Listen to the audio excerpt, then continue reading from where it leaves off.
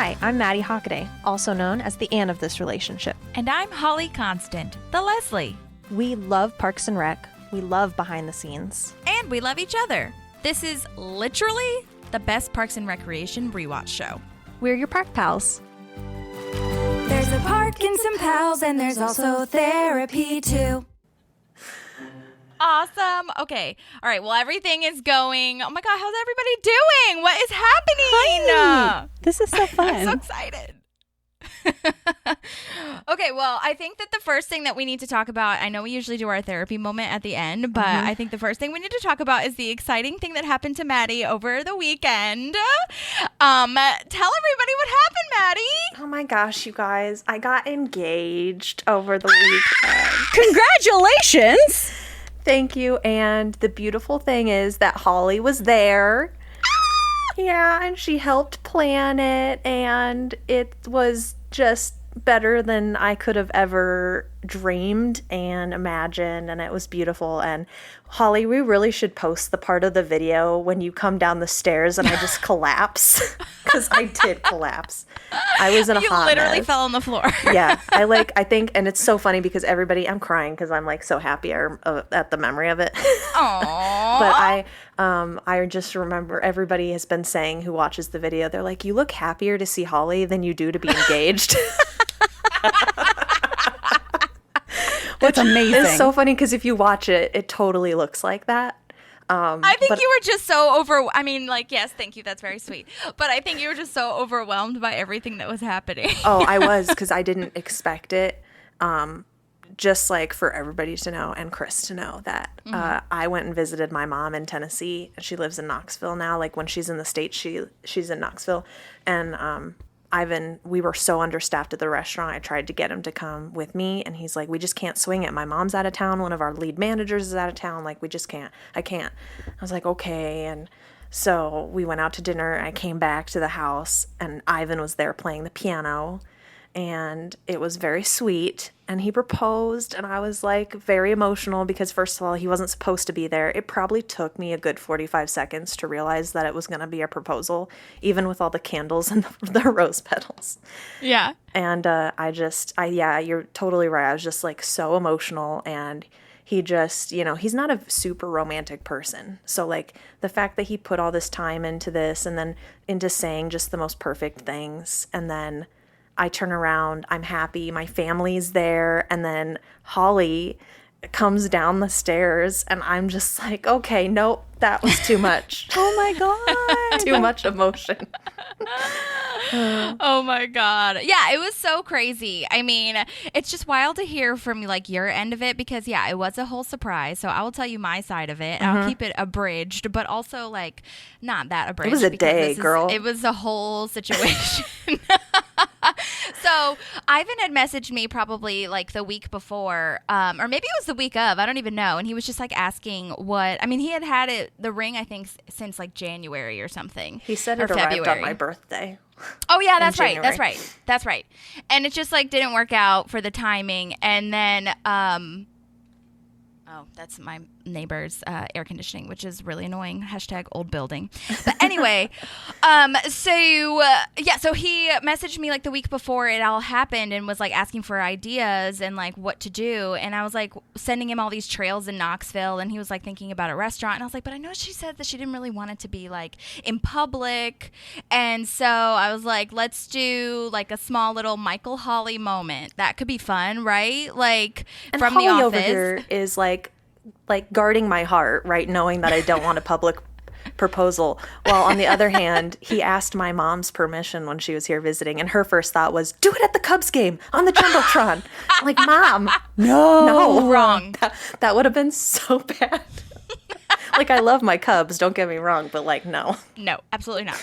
So, yeah, and he was thinking to do it at a restaurant, and so I was like, no, I mean, I think if it was just the family, that could have been okay, but I know that, like, it should be probably, like, special and, like, just intimate, little moment. And then, anyway, so I didn't know, it was so funny, I don't think I told you this part, Maddie, but, like, I thought that he was just, like, wanting me to help plan. I didn't know he was actually wanting me to like be there. And then like 2 days or 3 days before, he was like, so are you coming to Knoxville this weekend? And I was like, yeah. Let's do it. I mean, I didn't have anything planned anyway, so I was just like gonna send all the candles and shit to your mom's house. So like that's why I was like, just give me her number. We'll plan it. We'll figure it out. And so I messaged your mom and Maddie's mom, and then went ahead and I ordered stuff on Amazon, but then like since I was coming, I was like, I'll just go ahead and send it to my house now. And then I went to Michael's and got more, and Michael's, you guys, the wedding section at Michael's, holy mother balls, like that. It's like, there is so much. And then I was like running around trying to find the rose petals, because I was like, I know they have them. And then all I could find were like fall flowers. And I was like, no. And so anyway, so I found those. And then the crazy part is that I was like an hour away from Knoxville. And then we got the text that his flight had been delayed. So he missed his connecting flight. And the closest way that he could get to Knoxville was to Nashville. And so I drove back to Nashville, picked him up, and then we went to Knoxville. Seriously? And we were supposed to be at the little dinner that you guys were at, but we were excited about that, but then that didn't happen. But also, like Connor said, which is Maddie's brother, it was probably for the best because it was dark by the time we got there, so the candles were actually lit like nicely, and it was very romantical. So we will post that on the pod, I'm sure, because we need to celebrate. But yeah, it all worked out really well. Oh, I love that. Yeah. I know, what crazy. a time. What a fun way to meet you. What was happening. I'm like, I just met you. Holy shit, yes! Get that ring! I appreciate it. Okay, Kris is the best, though, because she's a hype man, too. Also, okay, so for the podcast moment, okay, I guess I should probably introduce our lovely guest! Oh, my God. Kris, Mother effing Carr, is just it's my biblical soul name. Sister. And I know that's a very white lady thing to say, that, like, we're soul sisters, but but it's so true because it's like real. I always said that you were an Anne because I was such a Leslie, but I feel like you're a Leslie. You are a Leslie, and that's like why we are, like, that's why it works too, because we're on the same wavelength. Yeah. And I know, Maddie, you have like similarities to Leslie's as well, but like it's just wild how you lean more towards one than the other. And she's an amazing voice actor. She's been in 800,000 bajillion animations and video games, and teaches, which she's a great teacher. I follow her on Instagram, you guys. And I told you guys, I think I said this on the podcast last time, but, I think Kris might be frozen. Kris, can you hear us? I can hear you. Oh, no. Nope. I can hear Kris, and Maddie, Holly can you is hear me? frozen. Holly's for me. frozen, yeah. Now I see movement. Oh, there you are. Oh, okay. Okay. We're good. And we're back. Anyway, we talked about, I don't know when it was, but we talked about how you have a doppelganger. And so I told everyone to follow you on your actual Thank name, you. not the chef On one. Crazy Sexy Cancer, Kris Carr. What's that? So there's another Kris Carr, spelled the same way and everything, and SAG actually almost didn't let me keep my name. And I was very indignant, where I was like, she doesn't even act anymore. She's making smoothies and telling people about alkaline diets. Yeah. I got full I'm gonna John turn off my air Proctor. conditioning really fast. I'm so Sure. I was just like, this is my name. It's fine. That's crazy. It was Is this ridiculous. why people change their names? Because SAG It is. just like thinks they can rule the world? Yeah, because otherwise you get the same IMDb credits or your residuals can get messed up. So it is to protect you. But my real name's Christine, and everyone, when they find out, is like, ew. And I have the same reaction. So there's this other woman who does it. And then also, this is like a very nice, polite thing, is that I'll get tagged in photos sometimes of Mary Elizabeth Winstead. And that's really flattering. But that's also not me. There's a whole bunch Who's of... Mary Elizabeth Winstead? She was Black Canary... Or no, she was Huntress in Birds of Prey. And why do you get tagged in that? My friends do it accidentally. Mishu plays this game called Close But No Kris Carr. Where like, Oh my God, that's hilarious. if there's a promo with an actress who looks like me, I usually get messaged a whole bunch of like, oh my gosh, I can't believe you're in this. That's so amazing. We're so proud of you. And I'm like, I love that you think that I am in a huge DC vehicle. This is wonderful. Thank you for thinking I'm of that caliber. I am living in the valley, yelling in a closet, doing bank commercials, which is still the dream. It's still a dream. It's just, I'm not on that echelon.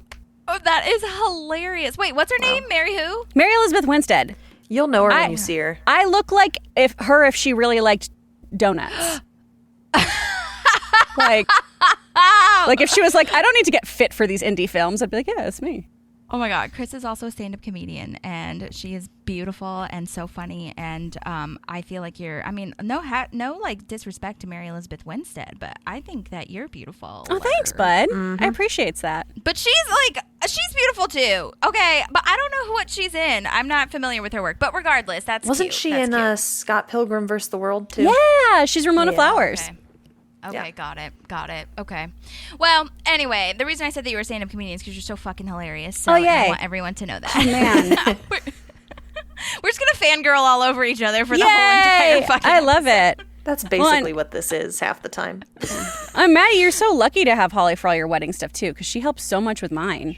Like, she's the best. No. She's the best. You know that because she's your best friend, but she's incredible. I do know this, and there are many reasons Holly is my maid of honor, but the one of the reasons I was like, yep, 100% her is my graduation from high school, because I had family from all over coming, and my parents were pretty recently divorced, and so she was like, all you have to do is show up, grab the diploma, that's your job today. And I was like, I don't have to worry about my family. And I was like, she's already my best friend in this entire world. Like, she's just made for this. Oh, I love it. Well, and I had been there in that position before, and I have to give a lot of the credit to my sister because I'm passing down everything that she gave me. Because at my graduation, she was like, okay, I'm going to sit in the middle of mom and dad, and it's not going to be like, this is not about them today. Amen. And so it was perfect. But yeah, so shout out to Brooklyn. Yes. But anyway, okay, well, I have a recap moment from Dexhart, and it was, okay, if you haven't listened to Dexhart Kevin Simons, a.k.a. Dexhart, then go back and listen to that.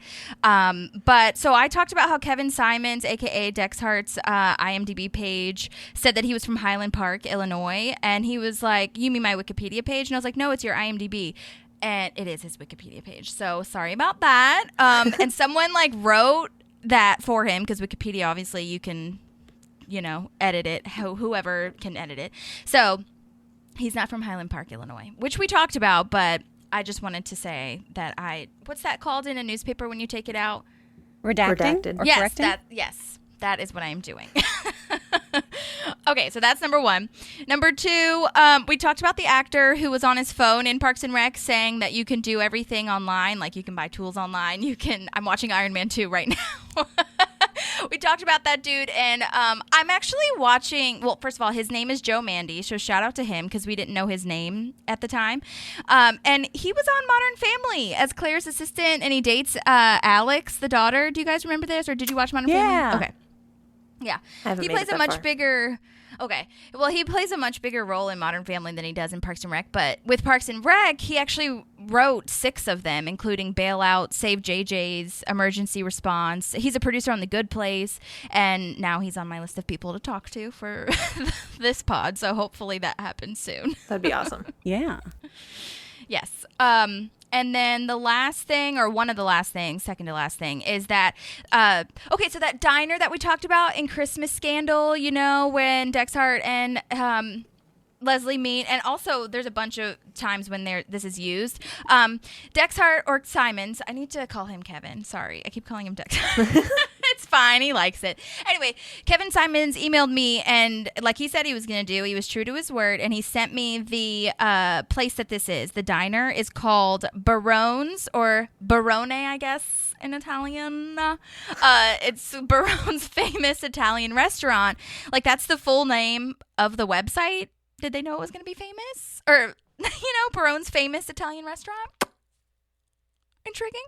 Don't they use it for one of the steak places that Ron goes? That's what I always think of when they're in there, is like it looks kind of like one of the steak places. I think they do, yeah, because Mulligan's is the one of them, right? Mm-hmm. And then the other one is, they do go in here. And then this is also when Jam is pretending to be Ron, and they have a meeting, and his hair is falling out. That's also this diner. Oh boy! But it's in Valley Glen, Kris. If you want to drive by it, it's on Oxnard. Yes, I do. I'll send you this address, but it's 13726 Oxnard Street, and I have to read you this from their website because I just thought it was so cute, and I also want to give them a shout out. So, Barone's famous Italian restaurant was founded in 1945. So old, serving Southern California's first thin crust rectangular Neapolitan style pizza. So that is their claim to fame. It is our mission to bring this popular pizza to all who crave a truly exceptional pizza experience. Barone's guarantees the finest and freshest ingredients, but it is the unique pizza sauce and crust, which tastes like the finest pastry, that makes the Barone's pizza truly extraordinary. Barone's restaurant is not just great pizza, though.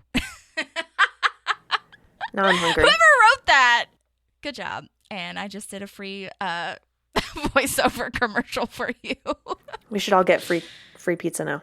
Yes, I know. It looks so cute. Man, you guys, you that's have to... so close to me. Mm-hmm. Oh, yeah. I'm And excited. Kris, you like Italian food and I pizza. love Italian food. It's my fave. She makes great Italian food too, you guys. Oh, thanks. Thanks. So that's great. Thank you, Kevin Simons, for emailing me that. And then the last thing is we also talked about that Lonely Island fellow who plays the Grizzle guy, and his name is Yorma. Remember that? And he's in so many things. Yeah. Mm-hmm. And he's in so many things. But for Parks and Rec, he directed Gin It Up, which is the one where Donna accidentally tweets from the Parks Department Twitter and, you know, all that stuff. So he directs, I guess, as well, which I think he directs a lot of the Lonely Island stuff as well. Yeah. So that's really cool. I think you're right, and I think the other guy does as well. I can never remember his name. The third guy. Oh. Because Andy does most of the acting. Yeah. But Andy Samberg. yeah. Yeah. Have you guys seen Popstar? Yes, I love it. I haven't watched That's it good yet. stuff. Yeah. That's Probably- it's yeah. You'll it's die. pretty good. Okay, I'll add it to my list. I did see that when I was looking up Yorma, so I was like, oh God, this looks right up my alley. We were just rewatching Hot Rod recently, and oh my God. That What a movie. random, beautiful movie. My favorite thing about that movie is just watching Bill Hader when you're not supposed to be watching Bill Hader. Yes. Because he's just constantly so close to breaking. And it makes it so much more fun because he's just sitting there having the best time being like, oh shit, I hope I don't ruin this take because my friends are so funny. He actually says that story where he gets the shrapnel shot in his eye and he has to call Rod to take him. He said that happened to a friend of his and he was Rod in that situation. Isn't that crazy? Oh my God. Yeah. That is nuts. Yeah. And it's so close to his eyeball. And I just love how basically high he is. You know what I mean? Like in shock. My brother and Ivan, well, my brother just moved, so he doesn't live with us anymore. Sad face. But when they were living here, if one of them was leaving for some reason and it was out of the ordinary, out of routine, they would go, ancestors protect me. And then the other one would go, may they protect you. It's so good. I was just going to say that. Oh my God. We played Office Olympics at the office last week, which is super fun. And one of them was Giant Jenga. And so every time I grabbed it, I was like, ancestors. I can't even make it through that. It's so good. Oh my God.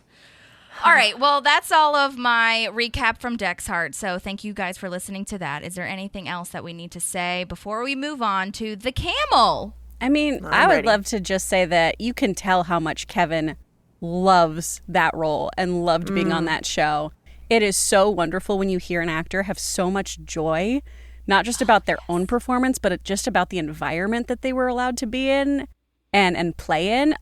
It's just, it gives me all the warm fuzzies listening to him talk about it because he just loves it so much. Absolutely. And that's one of the reasons why I didn't cut much of anything, because his excitement and joy and passion was just so infectious. And I was like, people need to hear this. And that's something that I have been finding. You know how when you meet your heroes, you're just like, have zero expectations. Don't get your hopes up, you know? And everybody that we've interviewed, but especially him, is just so passionate about it and was so excited. And they're so different from a lot of their characters. Kevin is not a sleazeball. Yeah, so like true. artists. Yeah. Well, and I think he was a fan of the show too, right? Like, I think he's the first one that was like, I think he watched, he said, before he even auditioned, right? So, I mean, I think that probably puts it into perspective too, because I can imagine if like I had been a fan and then got to be on it. Yeah. And I think he was like, he watched a few before he auditioned, but like he said that after he filmed that first one, Christmas Candle, he's like, okay, that was a good run. That was fun. Totally did not expect to be on it, but he kept watching the show because there was like a 3 or 4 season break for him. And then Leslie gets into town council and is like, okay, here he comes. So yeah, totally into it.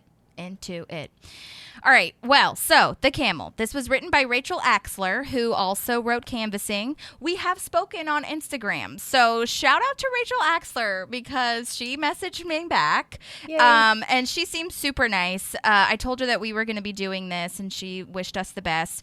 And she is also the inventor, just a friendly reminder, of Gorp, Good Old Raisins and Peanuts, which was cut. Wasn't that cut? It was. A cut one? Yeah, I think we saw it in a deleted scene. That was in a deleted scene. Yeah. Okay, great. And she's the inspo for the whipped cream. Like, apparently she ate like a child. So just a friendly reminder, which I like kind of resent that a little bit. Like, I can be an adult and eat all that shit. Okay. Yeah. There have been many mornings when Holly and I have texted each other later in the day and we've both been like, I had waffles with whipped cream this morning. And she's like, I had waffles with whipped cream this morning. See, y'all are doing it way more adult. I just have a can of Ready Whip that I will just like throw into my face and then pop back in the fridge like a nightmare. That's how you do it, though. That is how you do it. Yep. I know. I really it need to to have 2 everything. cans. A can for like sharing and people can put on their ice cream and a can for my mouth. Yeah. My dogs also, if they hear me even shake the canister, it doesn't matter where they are in the apartment, they are at my feet. Oh, yeah. They love whipped cream. It's ridiculous. Do you put it on their face and then you like talk about how they look rabid? Because that's what we do. Gosh. No, but now best. I will. I put best. it at their little paws and then they have to like lean down and lick it off the floor. Like smear it on their face. I'm like, go kill Cujo. Which is great because they're 6 pounds and 13 pounds. So That's amazing. Oh my gosh. Stealing cute it. little babies. One is named Gimli from Lord of the Rings, little precious old man. Yay. We love. Yeah. And Trico, obviously, we love too. Trico's the bad one, though. He poops under my piano. He's being real cute right now. He has a bed in the booth, so he's sleeping in the booth. Aww. He likes it a lot. Okay. Hey, Trico. Thank you for being cute. And thank you for Rachel Axler. So this was written by her, and then it was directed by Millicent Shelton. Oh, wait. Do you have anything else to say about Rachel? Anyone else? Okay, great. So Millicent Shelton, who is a badass, she started as a wardrobe assistant for Spike Lee's movie Do the Right Thing. And it looks like she only directed this episode of Parks and Rec, but she's directed a bunch of stuff, especially music videos like Mary J. Blige, Aaliyah, Salt and Peppa. She's also directed a lot of TV shows like Girlfriend, 90210, 30 Rock. And for 30 Rock, she became the first African-American woman to win a Primetime Emmy Award nomination. Nice. Just a nomination, apparently. I don't think she actually won it. But regardless, that's amazing for outstanding directing for a comedy series. It's for the episode Apollo, Apollo. Do you guys watch 30 Rock at all? I love 30 Rock. Yeah, but I haven't seen it enough to know the names of it. The names of them. Yeah. So Apollo, Apollo is the one where they put Tracy Jordan in a spaceship like on set, and they pretend and do this green screen shit to make him think that he's going to actually go to space. So dumb. I love 30 Rock too, though. Oh my so God. Good. But she messaged me back. So, side note, I just sprung that on you, but I wanted to share with you what she wrote to me. She was super gracious and super nice. And I, in true Holly fashion, responded back and said, if you have any more stories, we are all ears, but thank you. Like any other things. But so I asked her, if she has any memories or insight from directing this episode. And she says, I remember that the original script was completely rewritten at the last moment, and I had to go into the stage over the weekend to block and figure out this brand new script. The whole time, we all felt like we were figuring it out one scene at a time. Thanks for the praise. And she had little praying emojis. Aww. But that's wild. Yeah, that's crazy. That like the script was rewritten and then she had to go in over the weekend and didn't have like, because usually with directing, you for TV shows anyway, you have like at least a week to prep. Well, and it feels like such a quintessential Parks and Rec episode, too, that it's so wild to think that was kind of a Hail Mary situation of scrambling to do something else. Yeah. It worked out great. Yeah. I mean, no one else could tell. Oh, no. You couldn't tell that was like rushed together. No way. Right. Totally. And I mean, I feel like, in true Parks and Rec fashion, though, I'm sure that it was a team effort as well, where everyone else was probably really pitching in and making sure that everything was done and it wasn't all on her. But as a director, obviously, especially when you come in to a show that is already kind of sort of set up, especially this is episode 6, I think, or something, right? So regardless, like, it's already been set up. And so they already have kind of a tone set. And so to come in and then just be like scrambling, I'm sure that was really nightmarish, but it went well. Yeah. They made it work. Made it work. Totally. Which, call back, designers, make it work. Yes. Make it work, which is in this episode. Love I can't do the voice. I really can't. Neither can Leslie. It's okay. Yeah. Truth. Well, that's all I've got on Millicent. So I have written summary unless anyone else has anything else to say about Millicent.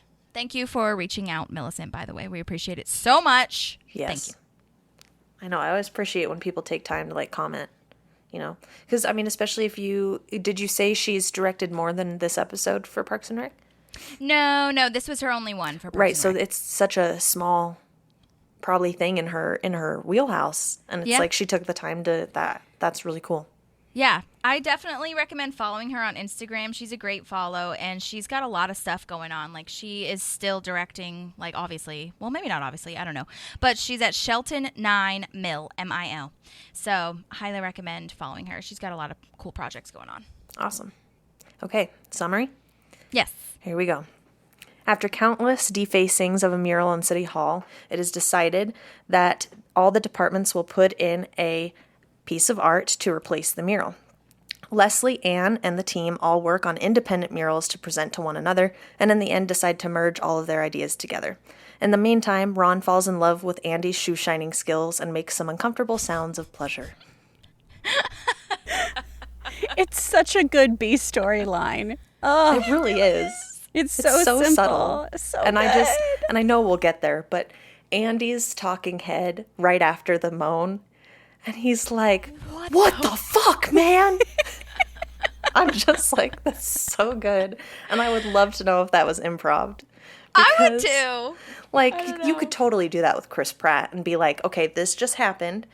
Give your response. And he would do a great, I know he would do a great job. Yeah. So, That is so funny. Yeah, I know. This one didn't have commentary, unfortunately. So we will speculate wildly. yes. Yay! As we do. Well, this cold open is really cool. We start on the town hall meeting. They're saying the spirit of Pawnee has been defaced, and Leslie has a talking head that says we need better security, but we also need better, less offensive history, which is very true Yeah, and and real. that goes for the whole country, I feel like, right? Oh, absolutely. We just need less offensive history. Oh, the Yeah. comedy. Yes. Well, and the things that people have done to it, right? They've thrown tomato sauce, acid, and somebody tried to stab it. I Which, really like when Leslie makes the gesture of stabbing it. yeah. It's really funny. Which it's a wall. I don't know how successful they were. Yeah, And how much I mean, damage does that do? I don't know. It depends on how angry know. you are. Depends on how strong is that true. stabbing arm is. That's true. And also, like, what kind of, material the wall is made out of. If it's just pure drywall, then I'm sure it's, good. That's true, too. it's just stab.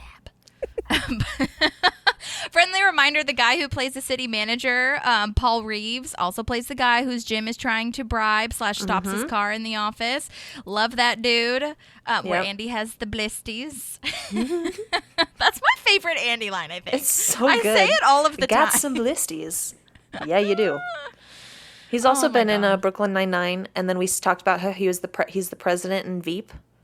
Oh, right? that's right. That's right. And he was like in LA Law and Desperate Housewives, and he's got a pretty long yeah. list of Is he the things. president? I thought he was just going to be the president. I think I read that it was like incoming president or something like that. Oh, okay. Gotcha.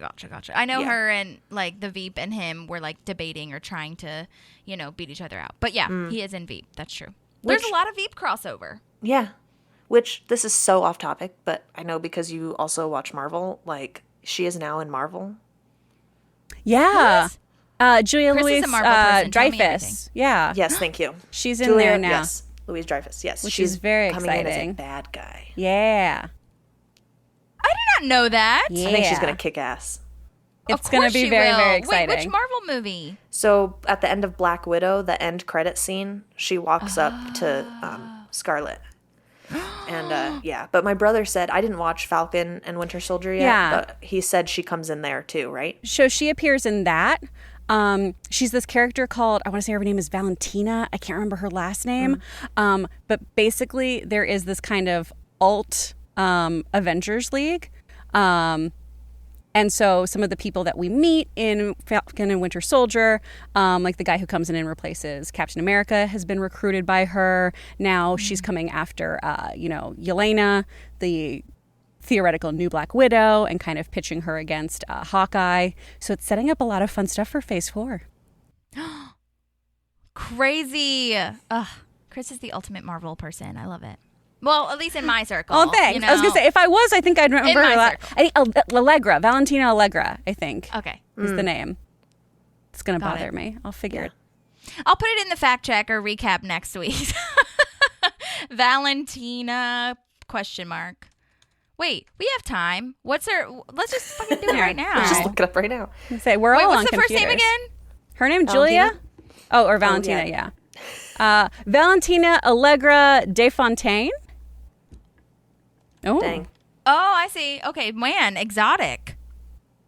So she's- Ooh, go Yeah. Julia. Julie Louis Dreyfus, not Julia Louis Dreyfus. Yeah. Oh, I always God, say whatever. Julia too. I'm wrong. it just kind of blends in with the rest of their name. It does. No, it really does. Okay. Well, that's exciting. Good for you. I'm really excited about her. Okay. So, moving on to Joe from Sewage. This is his first appearance, I think. Yes, Sewage Joe is here Sewage for the first Joe! time. Oh my God. You guys, I have a little, exciting moment. He messaged me back too! Oh my gosh.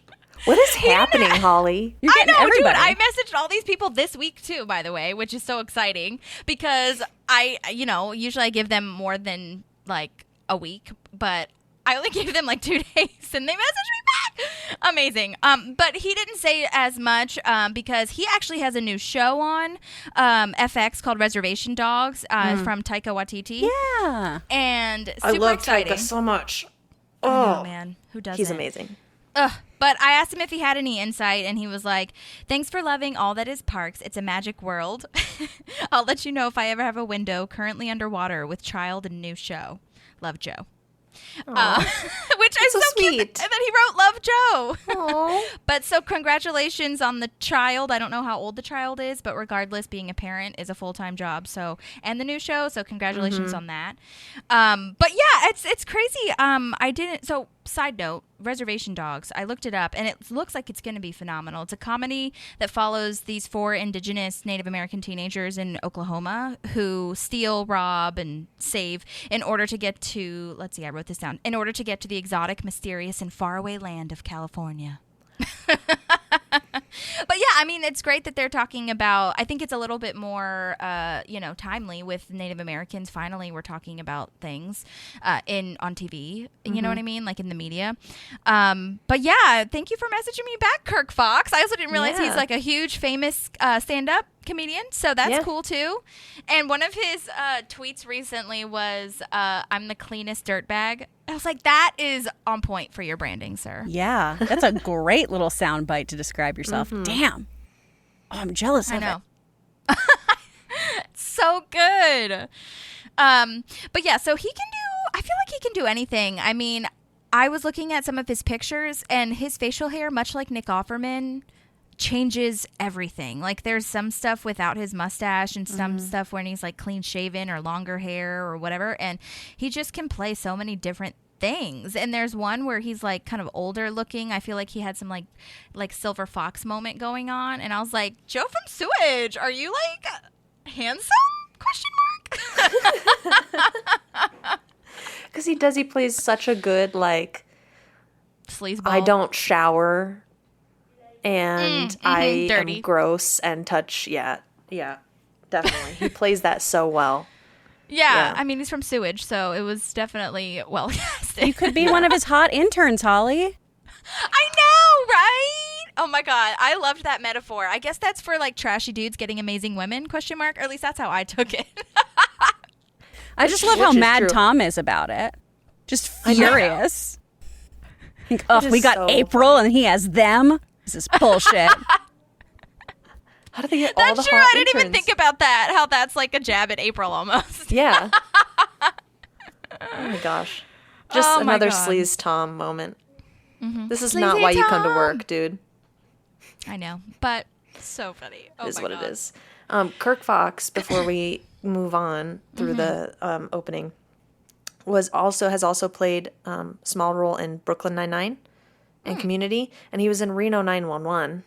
Oh, cool. I've seen a couple Reno 911s with him. And then he was in The Patriot, which I've never seen but have heard is an amazing movie.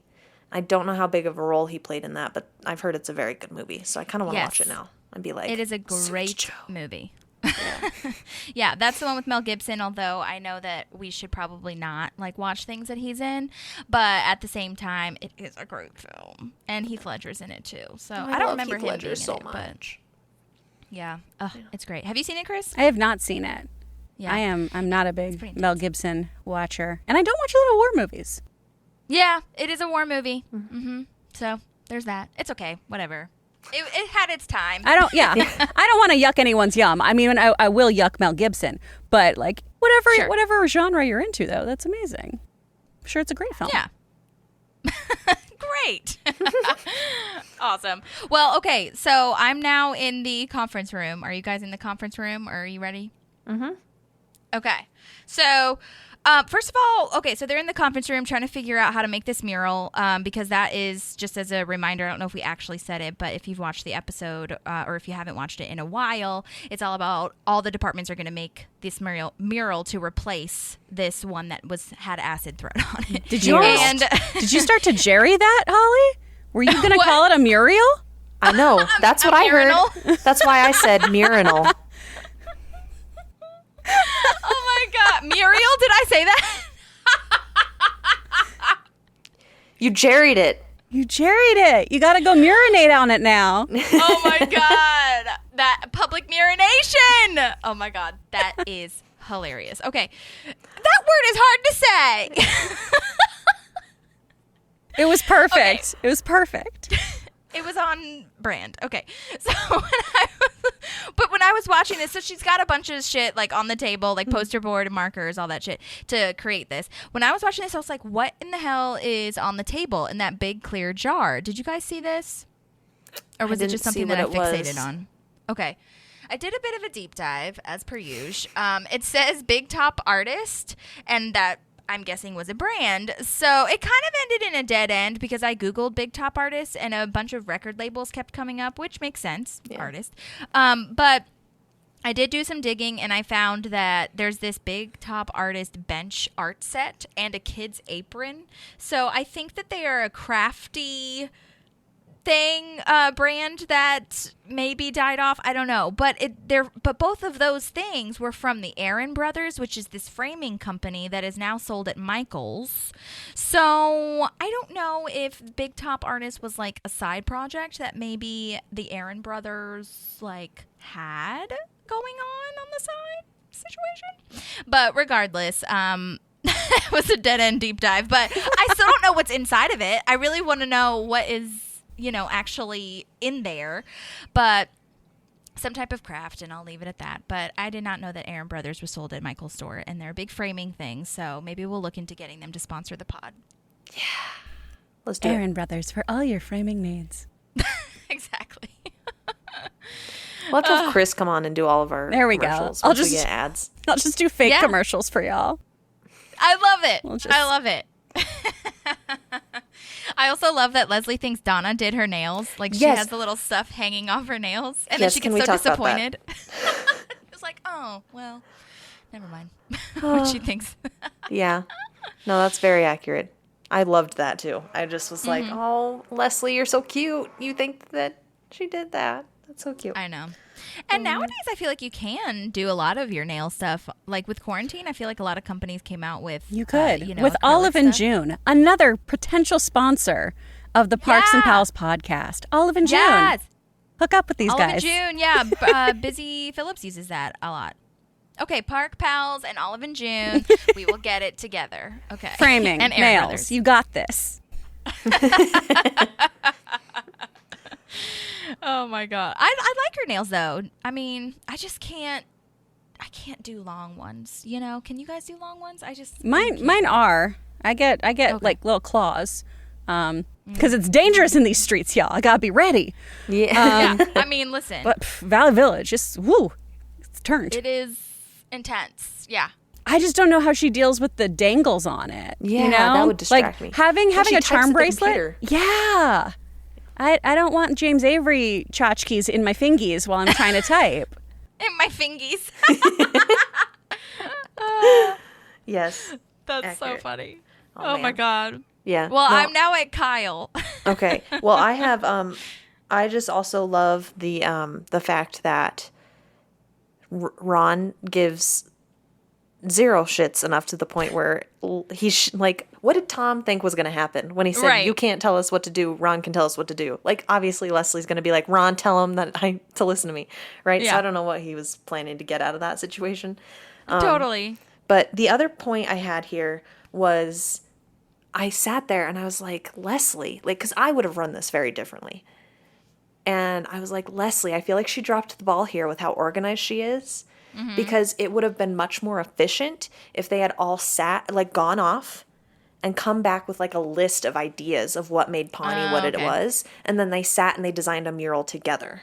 Oh, interesting. I think they could have come up with something really, really cool like that. And if I was the project manager there, that's what I would have done. Because now, you have, obviously, everybody's got very different brains. Yeah. And they're coming back with like 6-7 different murals that look so different, Right. So I think they could have made something really cool that, I mean, obviously I know it's for the story and for the funny and for the laugh, but I was like, I feel like 5 years in the future, Leslie would have done it this way because it's just more efficient. And I think they would have had a more cohesive, product. Yeah. I do feel, though, that if they did that, it would have ended up the same exact way as how it ended up this time. Just because they all voted for themselves. They all want to do their own thing. I don't know that we have the teamwork yet. This is also true. We have to I can get on board with that. We got to come together for Harvest Festival first, and then Yes. we can make some fine art. Exactly. Right. I almost anticipated Leslie just using her own, truly. Like, I feel like this meeting was kind of just a formality. So, Yeah. Yeah. to talk Oh, yeah. about what we needed to do and then, move forward from there. Yeah. Give everybody else work to do. Right. I also right, love right. that Anne came in to help. I love Yeah. how everyone's so mad about it, though. You don't even work here. That was so Mean Girls. She doesn't even go here. Exactly. I know. There is actually speaking of that, there is a deleted scene where Anne comes in and says that very thing where she's like, this isn't really my thing. And first of all, I'm not an artist. But secondly, I know this is a department thing. I don't want to step on any toes or whatever. And Leslie's like, no, you can do it. You can totally do it. I actually, I think I recorded it because it was really funny on Leslie's end. Yeah. Okay. I'll play it really fast. Hold on. This team. You are the cherry on the sundae. Hot fudge on the banana split. Oh, let's go get ice cream. Yes. No, we have to work. Okay, go. Be an artist. I just thought it was funny because she wants to get ice cream. Yes. That And is so speaking me. of which, she's eating an ice cream Yes. cone as she's looking at all these murals or doing her own research. I was like, that's so wild. Yeah. I think, that was great. I was like, I mean, it that is totally what I makes would do. sense. Yeah, it makes sense, but it's also very interesting for me. Like, I wonder how many takes they had to do with that because, first of all, ice cream melts, but secondly, when you're eating as an actor, you want to pick something that you don't have to, eat chunks of, even though Steve Carell does not subscribe to that. But I do wonder, how many takes or, if that was her idea to have an ice cream cone or if that was written into the script, Yeah. Mm-hmm. Yeah. So Because she has it in all the little shots. It's not just in one of the rooms that she's in. She has it in all of them. Do we see Anne eating it? Because, I mean, you could stage that and it could just be a pile of mashed potatoes because that's what they do with us in theater. well, no, it's Leslie like has a little ice cream cone, like one of those ones that you'd get like at a pool, and she okay. You know what I mean? It's not like in a bowl, but it could be. You know, if that was the case, that absolutely could have been the case. But no, but no, she had a little cone. It was very clear. And she does lick it, doesn't she? Okay. Yeah, she's eating it. That's why I was concerned. I was like, did she eat it? Did she actually eat it? Yeah, that's a good call. Could have been just styrofoam. Like, Gross. Oh, man. But yes, this is our first Kyle, right? yay! We love Kyle. This is his first episode. I love that they keep him around. He's like, honestly, I tagged him as Larry Jr. I feel like he is very similar to Larry's character. Yeah, he's Andy's Larry. Yeah, definitely. Yeah. He's in 16 episodes. Oh, wow. Oh, Yeah. that's more than I would have guessed, honestly. Yeah. Yeah. Yeah, I counted. And my favorite is when he's in fluoride. Remember when he like Yes. it's the before picture of what happens before you drink fluoride? Yep. Oh my gosh, I can hear all of that dun dun dun dun dun dun. And, Right. like Leslie doing that. Yeah. Yeah, great. absolutely. Oh my god, I did reach out to him, but I couldn't find.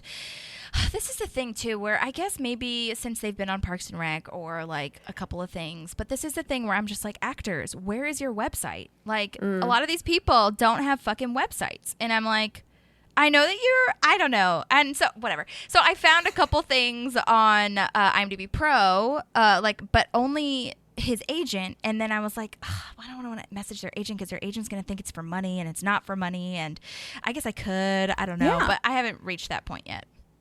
Yeah.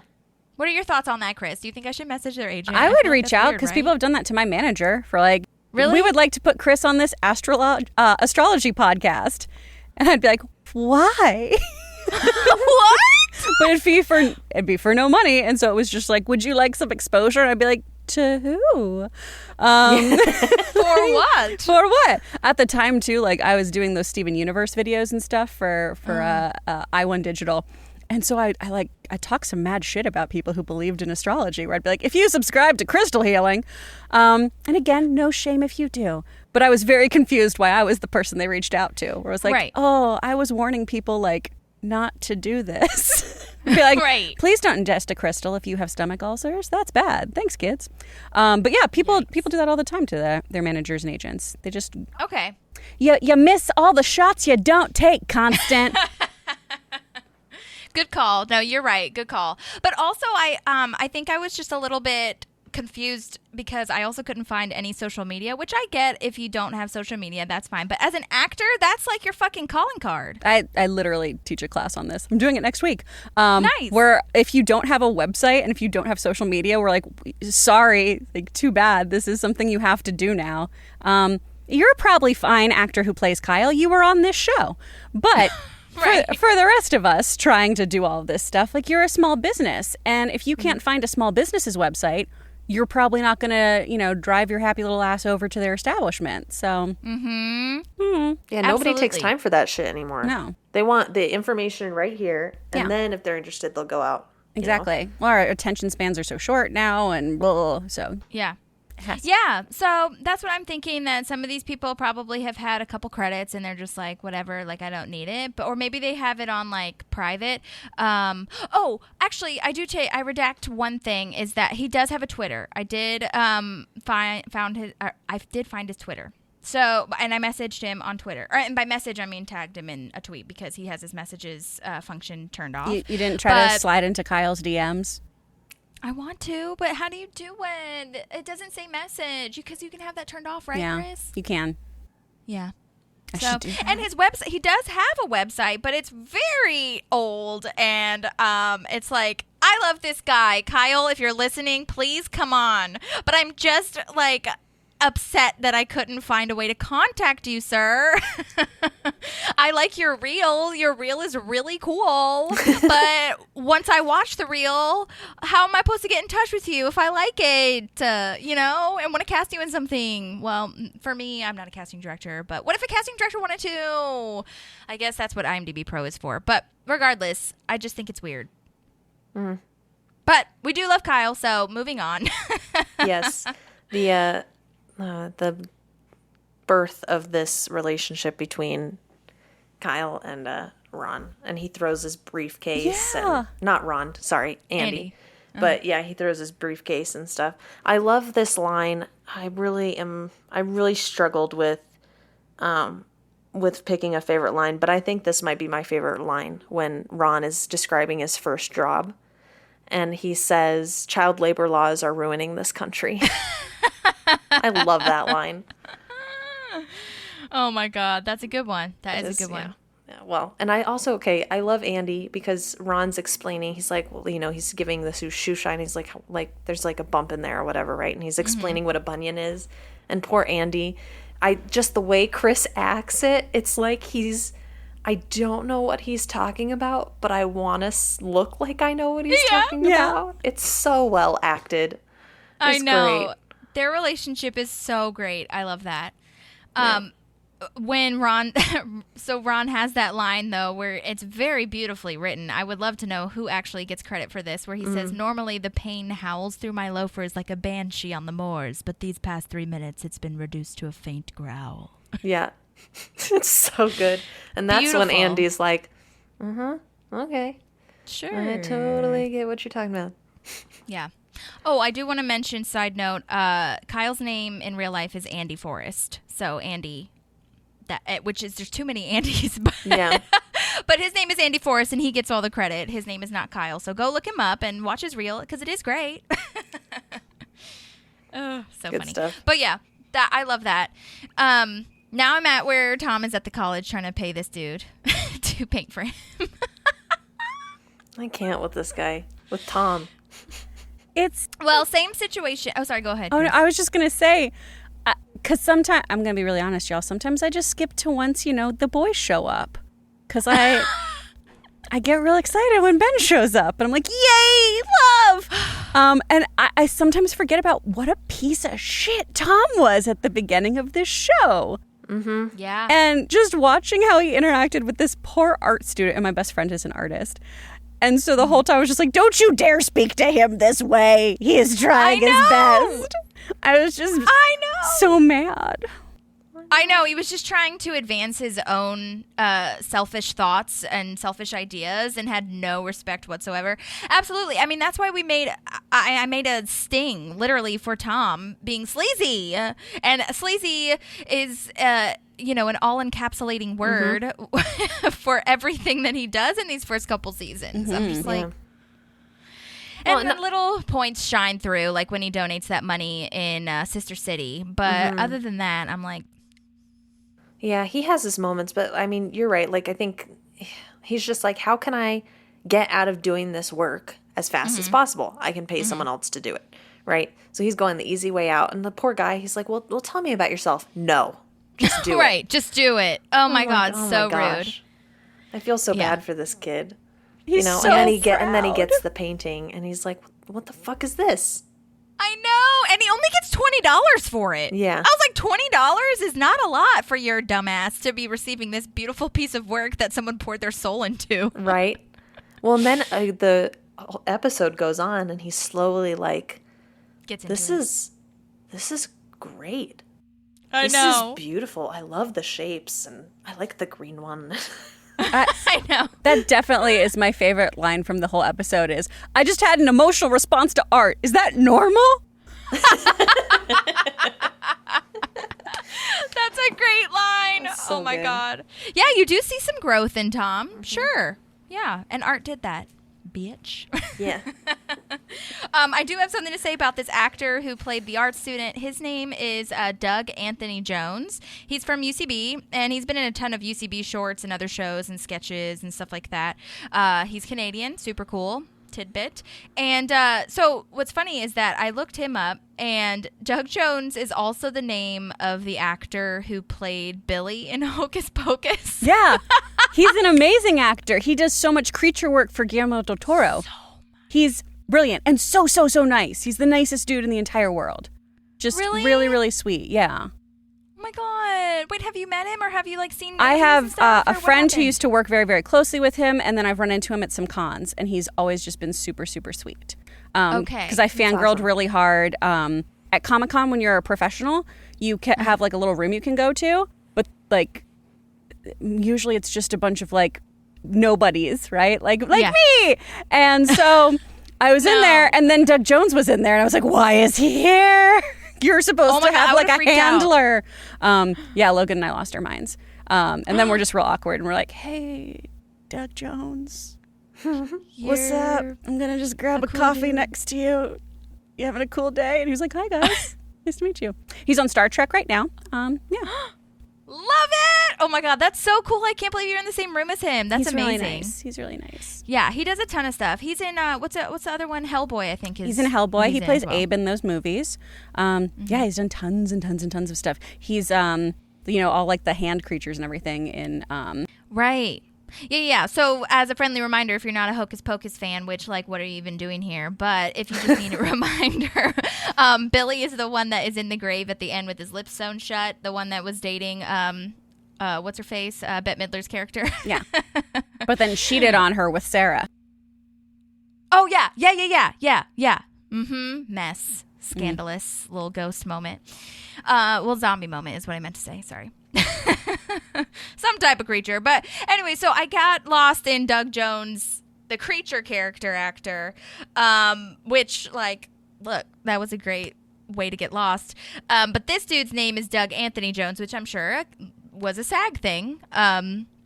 So I couldn't find Doug Anthony Jones, the art student, on social media, but I did find his website. Same situation. The contact page just said his agent's information, so maybe I'll reach out to that dude and see what's going on. At least if I can get an email, because I honestly, like, as much as I love voice memos, I also really appreciate these people messaging me back on Instagram, too. Yeah. So, or like one quick line of how it was. I mean, that means so much to me and to us. So I think that's it's little really cool. tidbits, right?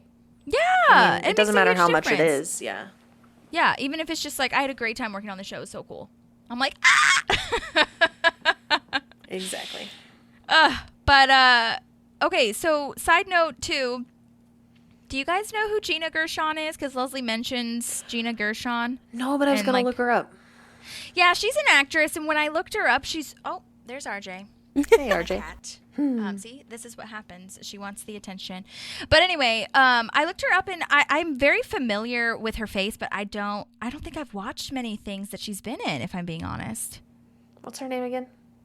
Gina Gershon. So Leslie says that she had a dream that this kind of thing happened, and she just imagined that Gina Gershon was in it or something. She's in tons of stuff. Yeah. Oh, Riverdale. That's what she's in that I'm familiar with. Holy shit. Oh, my God. That's what it is. She's in Pretty in Pink, too. Oh, okay. Got it. Okay. Yeah. She is very experienced. And she's been doing this for a very long time. But Riverdale is what I know her from. She plays Jughead's mom. Yeah. Oh, my God. I love your impression, Kris, by the way, speaking of Riverdale, of Jughead. I'm a messed up. I'm an outsider, Betty. All right? I'm an outsider, and no one understands me. No one ever will. I'm a Check weirdo. It. I'm a weirdo, Betty. A loner. Oh, man. Oh, good old Sprouse Brothers. I can't quit that show. I want to so bad. Kris, but I'm telling you, I'm the same. I feel it. Every week, I'm just like, what does this dumpster fire have in store for me? And I can't look away. I need to be in it. We need to be in it, Kris. Oh, man. We should be. We're in our 30s. We should play a high schooler on the CW. It's our time. I really don't see how you could go wrong with that. Well, especially when they did the Heathers part, the Heathers, the musical, within it. I was like, first of all, this is terrifying and terrible. But secondly, can I please be in this and do it right? which was awful. But I will say, Betty, actually, I'm not mad about Betty singing. I think hers was great. She has a great voice. Yeah. So, Maddie, do you watch Riverdale at all? I don't. Oh my God, And you got to start it. You'll never end, though, so be aware. I'll just tell you. And Yeah. this is what my brother watches TV nonstop. And he has so many shows on a list for me to watch because I used to watch a ton of TV and I love watching TV.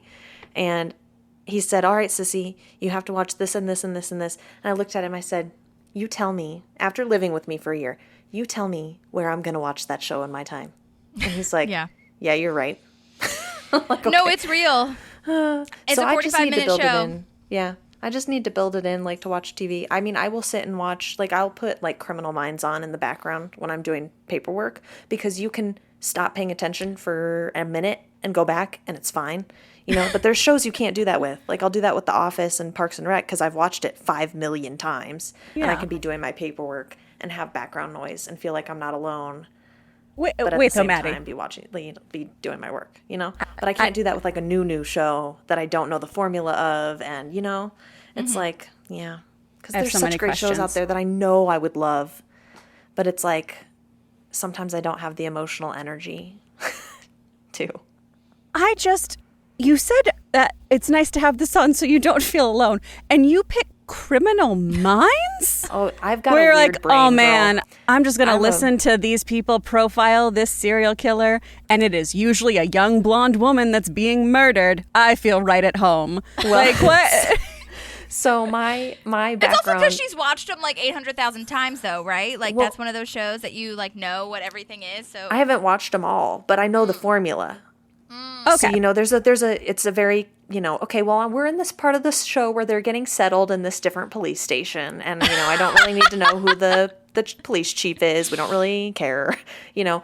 But my like, love in life is psychology and understanding the brain and, like, the neuroscience. And so, like, watching the show is like, okay, cool. So I know where they got there and stuff. But, Kris, I'll just be honest. I'm weird. And I like the weird stuff. And my mom and my brother and we had to drive up to Chicago once. It's about a 3-hour drive from where they lived. And we read through the entire Ted Bundy Wikipedia page on that drive. If that gives you any semblance of understanding of where like, my interests Cute are. family shit, you know? Yeah, oh, it's family shit. It runs deep from my mama. My mom loves murder shows, but she had the opposite, where as a kid I had to have a rape whistle with me at all times, and she didn't like me wearing ponytails after a certain time of day because that was an easier way someone could grab me, because Ted Bundy would get you that way. And I was like, yeah. I'm 8? I don't know. Like, oh my God. why am I the only 8-year-old with a rape whistle, mother? Yeah. Your mom started you young. When I chose that I was going to school in Boston, that's when she sat me down. And That's where made my me mom's watch. from. Okay, that's awesome. That's okay, why. So she knows. Yeah, she knows what's up. But my mom made me sit and watch hundreds of episodes of Law and Order SVU. And she was like, this could happen. This could happen to you. Where's your mace? Do you have your mace? I'm like, this is healthy. I'm like 17, 18, and this is really what you want me thinking moving into a big city by myself. But Yeah, our moms have big the deal. same brain. Exactly. And now every time you go to a new location, you can hear chum chum. Yep. 100%. Yep. I went on the road trip from Virginia to California. My aunt gave me a hammer. I was like, I think if they get close enough for me to harm them with a hammer, it's over, you know? Yeah. Damn. What if they have a gun? This is useless. I don't know. It's some redneck shit, but that's what. That's amazing. Also, my mom was with me on that trip. Or maybe it was to Tennessee. No, I don't know. Regardless, one of the trips, one of the moves. But there she was had a hammer in the screwdriver, car. so it was fine. Right.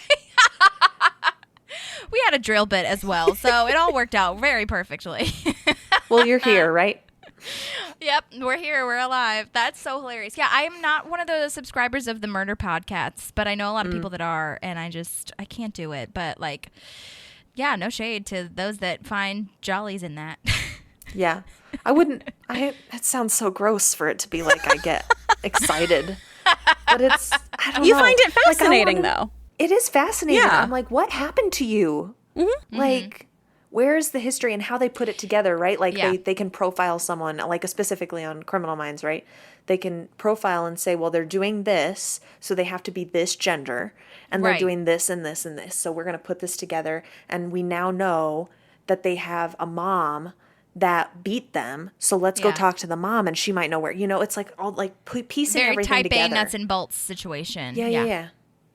So I'm messed up probably, but I don't think that's messed up. I No. think that's just what you No. do, and that's okay. You don't have to explain yourself. It is interesting to hear it explained, but Yeah. you don't have to apologize for it. yes, I won't. It just piqued my curiosity. I was like, Yes, absolutely. Yeah. Couldn't do that job. I'll tell you right now. Like there was a time where I was like, maybe I should do this instead of what I'm doing. And then I was like, I don't think I could do this. I don't think I could walk in and see, I couldn't see the bodies. And that's what's cool about Criminal Minds is they don't show you the bodies. You know, it's not as gruesome as it could be. yeah. And Yeah. that's what I couldn't do in real life. I couldn't Which- see the, I think psychologically it screws you up more, though. They do this in comic books. There was this original thing called Women in Refrigerator Syndrome, which came from somebody's girlfriend being shoved in a fridge. But they didn't show you the body, but because you saw a few like limbs and bits of things, you made it so much worse than what it probably was. And so sometimes too with Criminal Minds and stuff, when you just see like somebody's laying on a table or you see like the tools that were used near them, you're like, theater of the mind is so much more horrifying. Wow, That's you're true. right. Theater of the mind. That's Yeah. our tagline for this podcast. theater of the mind. I like That's it. wild. That is my crazy. God. And a good point. Because if you don't have the concrete answers, your brain goes in 15 million different directions of what could have happened. That's a very Yeah, good absolutely. point. Because we have to justify it to ourselves. We have to find a concrete answer. We love black and white thinking. Oh, yeah. Ugh, crazy. Well, this all started with Gina Gershon. So Tangent. So Parks and Rec. Yes. anyway, at minute 5:13, I saw a pigeon. So Yes, behind Leslie. Girl, I behind got Leslie's you. talking head. Ooh, ooh, ooh. Yep. So there's that. I do love this zoom out of April, like talking head. They zoom out and she's in a dumpster. I love that, talking about the spirit of Pawnee. So angsty. And so I related, like my 16-year-old self definitely related to her in this small town wanting to get out and thinking everything's trash. Oh, man. That's Anyway. so true.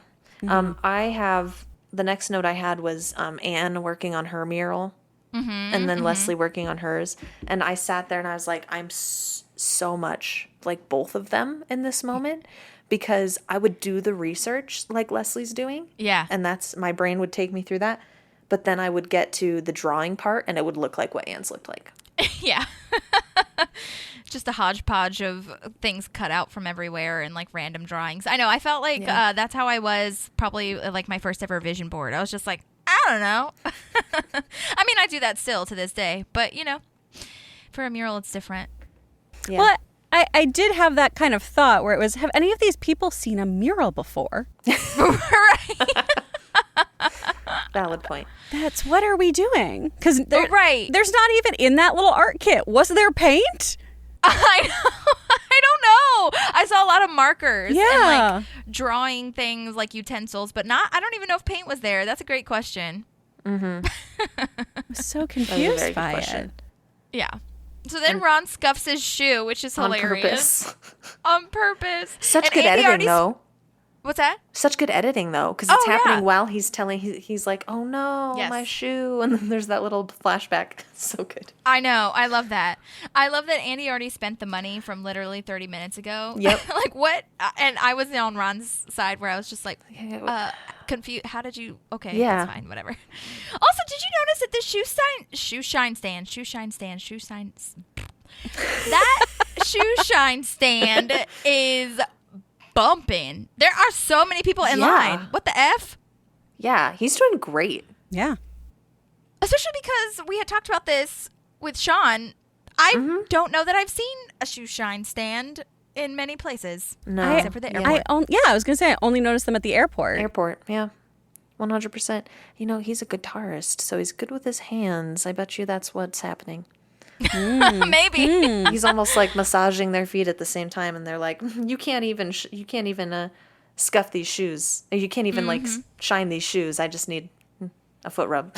Right, exactly. Oh my God, that's hilarious. Well, that is, I mean, confidence is key, because I think that's my favorite line where he says, I have no idea what I'm doing, but I know I'm doing it really, right. really well. Oh, yeah, really well. We should all I be feel so that way lucky. so often. You said what? I feel that way so often. Yeah, where you don't Yeah. know what you're doing. Yeah, I'm like, I don't know if this is how you're supposed to do this, but like, I feel like I'm doing the right thing. Right. I never have the confidence of I'm doing it really well. I'm just I'm following the rules. Yeah. You know? Yeah. This is in the realm of how this should be handled.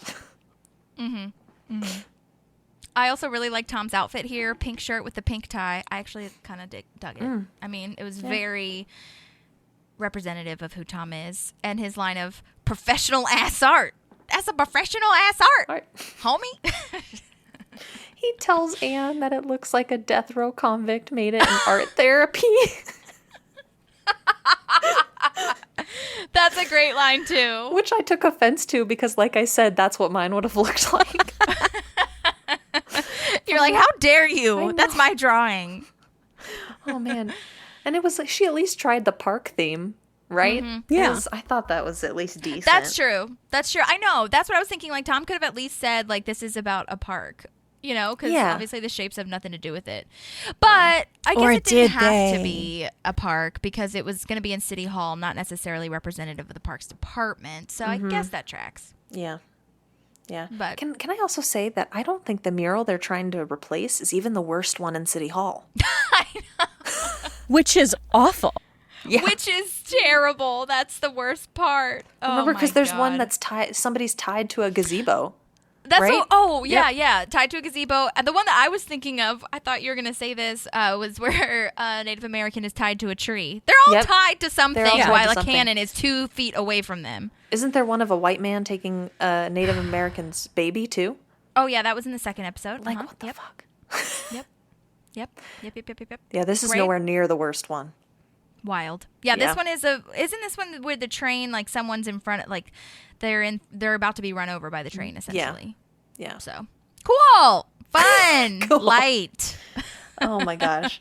We have the Last Supper by Donna. Yeah, all the famous people from Indiana. Yes. Which I forgot to look up if Greg Kinnear was from Indiana. I should have done that. I did. Meant to. Oh, good. But let's see. Greg Kinnear. Yes, Logansport, Indiana. Okay. Good job. Yeah, I would so not have called that. I know. I actually looked up where all of them are actually from in Indiana. Do you want to hear them? Oh, really yes, I fast? do. I really do. So John Mellencamp is from Seymour, Indiana. Larry Bird, which we've talked about ad nauseum on this podcast, is from West Baden Springs, Indiana. However, he moved around because of, playing basketball. And Michael Jackson is from Gary, Indiana, which is wild. I don't know that I really knew that, or I don't remember Michael Jackson, that wasn't something that stuck out to me from having watched this episode before. Where's Neverland? Neverland I thought that Ranch? was in Indiana. Isn't that out here? That's what I was going to say. Isn't it in California? Oh, could be. I could be very wrong. I knew something about Santa him. Barbara. Okay. Santa Barbara. I knew something about him with. Thanks. I was a Indiana. little sketch about Googling where's the Neverland Ranch. Oh, God. You should see my Google history from this podcast. Oh, so weird. Oh, man. But yeah. So he's from Gary, Indiana. David Letterman is from Indianapolis. Vivica A. Fox is from South Bend, which reminded me of Bo Burnham's song in Parks and Rec. She's just a mom from old South Bend. Get home safe, boys. What? Oh, my gosh. What? My brain Did you not know that was has Bo never Burnham? put together that that's Bo Burnham. Amazing. My brain just exploded. Are you Yes, kidding that's me? Bo Burnham, bitch. Because I obviously know Bo Burnham and I obviously know Chip. Oh, I'm so excited for you too. I wish I could be in your body right now. What a wonderful moment to relive. Holy crap. How did I not put that together? Well, because all Wow. of his stand-up shows, I mean, especially the one where he has a song about country music, and it's like making fun of it. And one of my favorite lines in that is, "Y'all dumb motherfuckers want a key change?" my that's so good. God. Which, like, you know, I'm a country musician, and there is no shame, but also I think it's hilarious because it's true. And key changes are hard, okay? I get it. But also, that's fucking gold. Yes. So because good. it was so overused for so long. So, you know what I mean?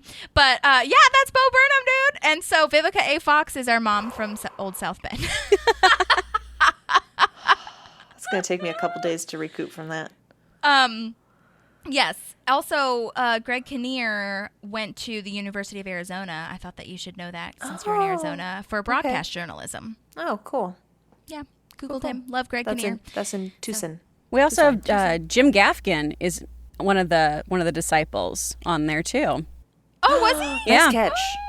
Oh, good catch. Oh my God. Where's he from? Let's look I don't up. know, but you know, you gotta point out that wonderful pale bastard. I Oh know, my goodness. man. He's on tour right now. Great. love Good him. to know. He's from a town called Chesterton, Indiana. Okay. Chesterton. Great. How Good catch, grand. Chris. Chesterton. Have you guys watched Bo Burnham's Inside yet? Oh my gosh, I've watched it so many times. It's golden. Maddie, you said you hadn't yet? No, but I've watched his other stuff before Okay. this one that came Oh out. my gosh, that is something that you should carve out time to watch because if you like his other stuff, you'll like this is just so golden. I talked to like one person who, or like a couple people, I guess, who like were like not super into the musical aspect of it, but I'm like, okay, well then you just don't get it. But that's Bo Burnham and it's not about the musical, it's about the fucking genius. That's like saying that you don't like Hamilton because you don't like rap. And I'm like, it's not about that. I'm Like- not into hip hop, and this seems revisionist. Like, no, get out of here. So I mean, I'm whatever not a big you like or hip-hop. whatever you're into, whatever, Yeah. it's fine. But I mean, this one goes so far beyond musical theater. Like it's just so intellectually brilliant. I just can't even get over It's it. the But yeah, content, Maddie, you're right? not a huge hip hop Yeah, I'm person, not a hip and you love hop rap Hamilton. person. I love Hamilton. I know all the words to the first 3 songs and more throughout. Yeah, no, I loved Hamilton, but I never sat and said, I'm not going to watch Hamilton because I don't like rap. Right.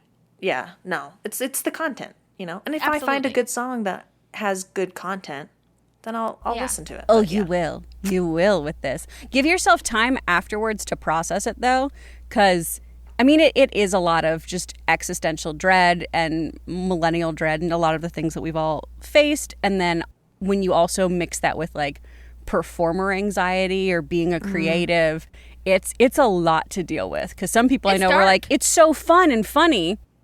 And then other people I know, it was like, I had to like sit and cry after I watched this. Yeah. I felt kind of in the middle of just, Same. I'm going to pour myself a wine and think about this. Yeah. Oh my God. That's really accurate. I also had to Google a lot of the words he was using in his like government song that he was singing about. Yeah. Because there were so many words. I was just like, I mean, I consider myself a pretty intelligent person, but I was like, these words I've never used in my everyday life. What the hell? And they're just the way that he made them rhyme and fit into like a schematic. Like, Yeah. He's brilliant. I mean, it was just like insane. Well, and that shows that you're a very intelligent person, Holly, because if you don't know something, you go seek the answer. Right.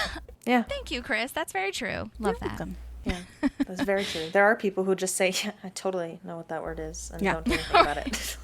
Or I don't care, and I won't care to change I'm not myself. going to learn anything today. Oh my man. God. All right. Well, so now we're at murinal.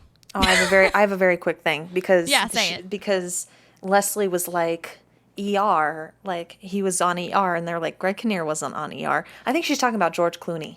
That's what I Yeah, I thought do too. Yeah, that's the only person I looked up the cast to see if there was anybody else, and I was like, there's no one else that looks like Greg Kinnear. No, It has to be. You're George not going to Clooney. think that Greg Kinnear was Goose in, Top Gun. Like, no. No. No.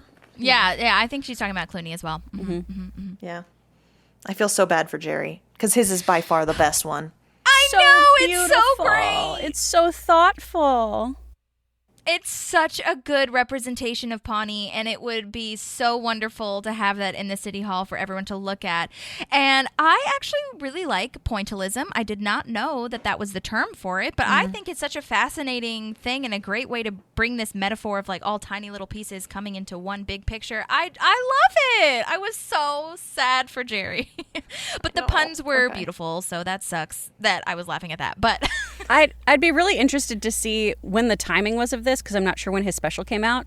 But Aziz Ansari has this joke about those Bob Marley posters that are the same way, where it's a bunch of little pictures that becomes a big picture. It's a mosaic! And I think it'd be really, really interesting just to like double check the timing of when he came up with that joke and when this episode aired. Oh my God. Interesting. I'm going to write that in our recap. Timing of Aziz special. Oh my God. That is so wild. Thank you for bringing that to our attention. I had no idea. No problem. Yeah, weird. Wow. Oh, and I love that they made a talking head of him too, and everyone was like throwing stuff. In the No one cares. No one cares. Oh my God, awful. I do. Oh wait, anything else on Jerry's murinal?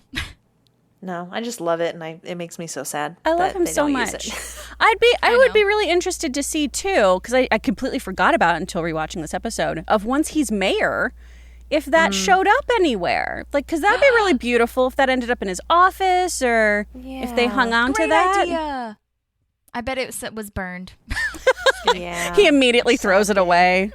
Leslie throws it into a lake, like she's want to do. I can see Leslie or Tom like stealing it and burning it. Oh my God, awful. Speaking of burning, Leslie's picture. Yeah. Oh my God. Okay, well, before we get to that, can we talk about the multimedia project though for oh April, my gosh, for just April, really yes. fast. Okay, yes. Hers is next, and I was just gonna say one thing about it was that I was waiting for her to say that like Oren is gonna be the hamster in the hamster wheel, but we don't have to talk about Oren yet. Oren yet. It's so crazy. But that would have been perfect. Yeah, that hardcore would have been great. And then I also looked up the music of Squeeze because she says that it has to be timeless, like the music of Squeeze, which is the joke because that's not timeless and no one knows who Squeeze is. They did Tempted. Yeah, they did Tempted, Pulling Muscles, Hourglass. Yeah. I'm just saying, like, people our age, I feel like, don't really know who This that is very is. true. It's You really, know? if you've watched Reality Bites, you're like, oh, that band. Oh, I've never watched that. What's Reality Bites? Oh, it's a Winona Ryder movie. Ben Stiller's in it. It's cute. How have it's I not cute. watched it? Okay. Highly Add recommend. that to the list. Early 90s film. But yeah, Okay, the girls sing so Squeeze. Oh, go ahead. Sorry. No, I'm done. But I should definitely watch it. I'm going to add that to my list. But I recorded a video of the one of the Squeeze videos, and it is freaking hilarious. There's a couple, but I just want to show you, and then I'll post it on our podcast thing. But let me see if you can see this.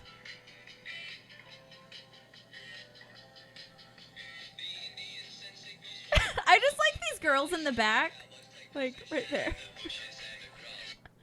There's so much head movement. Wow. So there's so much, and then I'll post some more. But there's also like the one I can't remember. I videoed another one, and I don't remember which one it was. It might have been for Tempted, but like very like things were moving backwards kind of thing, and like people were randomly popping out of buildings, and then like the building was really small, but the people were really big, and it was very artsy and interesting.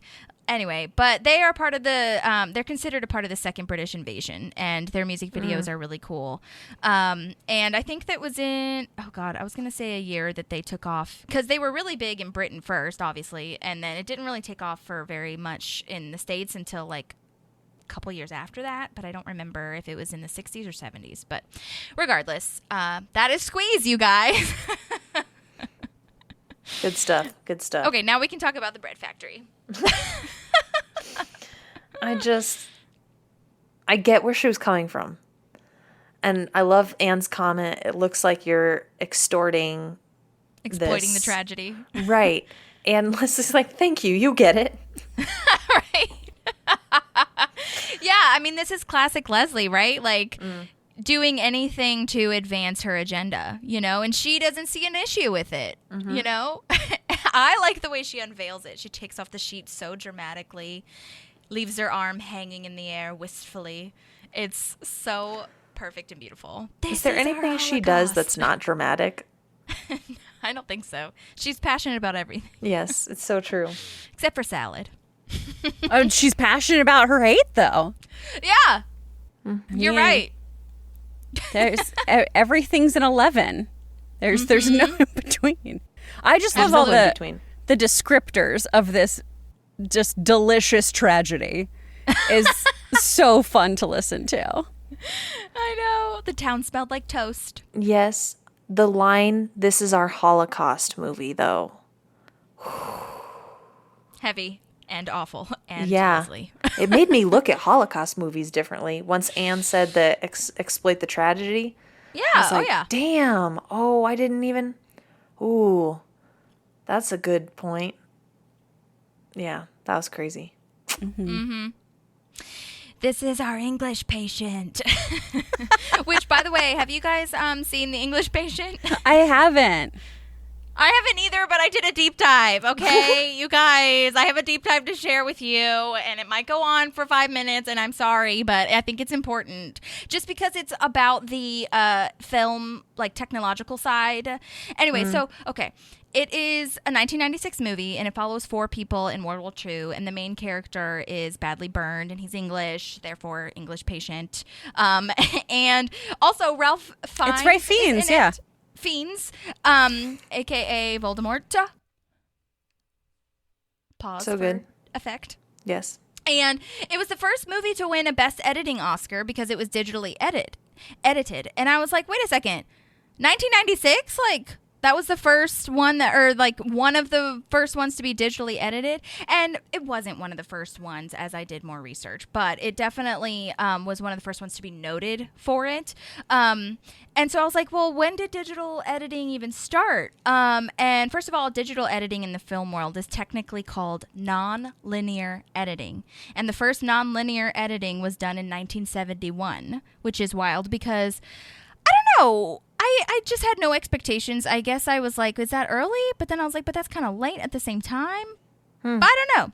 So anyway, the first non-linear editor was called the CMX 600, and it was introduced by this place called CMX Systems. And it was from CBS and Memorex. You know, the company where you get blank CDs and DVDs from? Memorex. Oh, Phoebe's meowing. Hello, Phoebe. And it recorded this black and white analog video, which is called skip field mode. But that doesn't matter. I just needed to say that to you. But the crazy thing is, though, that in 1984, there was this thing called the montage picture processor, which, by the way, I'm sure a lot of people know this, but did you know montage is a French word meaning to assemble? Yeah. I did not know that, Chris. You're so smart. And it became It just always makes me laugh thinking about the Avengers then, because it'd be Chris Evans yelling, montage, in a French dub. That's right. Assemble. That's funny. Oh my gosh. My That's God. Good. Okay. So it became the first, or like the real term, I guess, for video editing. Like we adopted that. But it's just really interesting because one of the things, it's just like this huge thing of tape decks and VCR decks that they use to edit. And also, get this, Lucasfilms had his own thing called the Edit Droid, which was like in a similar realm. But like George Lucas, I guess, had his own little moment of like system of laser discs, which was like the next thing from VCRs. Crazy, right? And I was like, George Lucas. I mean, I knew you were like advanced, but my God.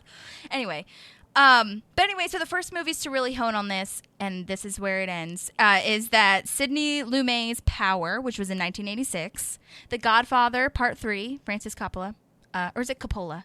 Coppola, okay. 1990, and then Stanley Kubrick's Full Metal Jacket, which was in 1987. So about 80s, 90s is when this shit really got into it. And they were huge, massive, like this processor thing was like really massive, huge, like almost kind of like if you think of a whiskey barrel, it was like that. Mm-hmm.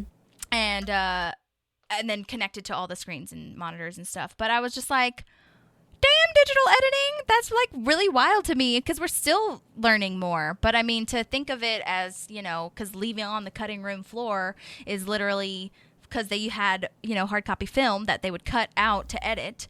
And to think of now that it's digital and it started, I mean, when you think of the first computers that were like the size of a car, it's just like wild to me. So that is my deep dive on The English Patient, and it won the Oscar for that. That's super interesting. I think I still butchered that, Holly. I think it's Coppola. Oh, Coppola. Yeah. That was a deep dive into Coppola. different pools. Yeah. You dove Definitely. so deep. I mean, definitely. It kept going. It really kept going. Because, I mean, the history of the technologically advanced film world is just more than I can comprehend. So, Anyway, but yeah, super cool. Thank you, Parks and Rec, for letting me do that deep dive. Yes. About The English Patient. And good job, editor. I'm sorry I don't have the names. I should have looked that up so that they got credit. But if you're listening, which you're not, but you might be. Good job. Watch us get an email tomorrow. Right. Oh, my God. Anyways. So now we're back where they all are voting for each mural, and they all voted for themselves. Yeah. So. I saw that coming. Yeah, we all did. And now Ron's getting shoe shined. I love how his pants are like up over his ankles. Uh-huh. And he doesn't roll them down when he leaves, right? He's just walking down the hallway with his pants ready to still go. rolled up. Yeah. It's so good. I looked at this, so I researched on Parks and Rec Wiki. I was just like reading through this episode, and someone commented and said, "Why did Ron continuously get a shoe shine? Was it because he wanted to ease pain off of the bunion, or maybe he is attracted to Andy?" ?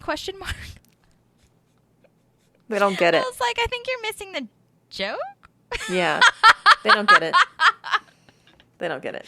Yeah. So anyway, someone answered though and was like, yeah, it's because of the pain for the bunion and also comedy. Oh my gosh. I mean, he didn't say the comedy part. I was going to say, and also comedy is my favorite answer of all time. And also, I don't know how they didn't laugh. I really don't get how they got through this scene. No, my I don't know God. either. I didn't find any bloopers though, but I mean, oh my God. And also I really love how Nick Offerman, I don't know what his direction was, but I really loved how Ron's moans like incrementally grew. Like they were small, bigger, biggest. It was crazy. it's just a very, very uncomfortable crescendo. Yes. We were Nicely like put. acceptable, off-putting. Oh God, get out of there, Andy! Mm-hmm. Yeah, and then that's where the talking head comes in, which is hilarious. So good. This lady standing in line behind Ron, by the way, brief cut, is Katie DePold, and she's a writer on the show. We talked about her a while ago. So she wrote 11 episodes, including Beauty Pageant, which is when we talked about her. And she's also the lady who's interviewed for Animal Control and is like, just please don't give me this job because I'm terrified of animals. So she's standing behind Ron as an extra, getting ready to get her shoe shined. I didn't see any deleted scenes where she was in, but I'm guessing they just maybe pulled her in. I don't know if she's on set that day, but that's really funny. I wonder if they did that a lot. Just like, okay, you're not writing right now, so we need to fill we need to fill City Hall, so they just pull people in. I'm sure they've done that. Yeah, I mean, that's what they did with The Office, but I'm intrigued to see, like, where the writer's room was for Parks and Rec, because The Office, it was all in that same building. You know, the writers had, and then set was very close, like, they could walk to each other, but I don't know if that's the same case for Parks, so. You're right. Yeah. Then we come to Donna's line of the shapes. This is the best part of this episode, I feel, or the most notable part of this episode. What is so great about the shapes? I know. I love how she yells it at him. She's so over it. Oh my God. I actually recorded it because I think it's just like we need everybody to just remember what this was. Only God could do that. What is so great about the shapes? He likes the shapes, okay? And he's part of the team. He likes the shapes, okay? Leslie being a little mom there. Totally. She says, if you got Andy Warhol, Michelangelo, Jim Davis from Garfield, that sounds awful. What a mess. Yeah. I love how proud she's of including Garfield in there, though. Like, this is the peak piece of art. Oh my God. That's hilarious. It is so good. And then they go to Mark, or Leslie goes to Mark and says, it's Anne. It's pills. So messed up. It's so It really messed up. reminds me of when Michael texts 911 to David Wallace, and well, make up your mind. Like, Yes. no one messages me back if I don't say 911. Oh my God, that is hilarious. There's so many like comparisons between Leslie and Michael. Mm-hmm. Yeah.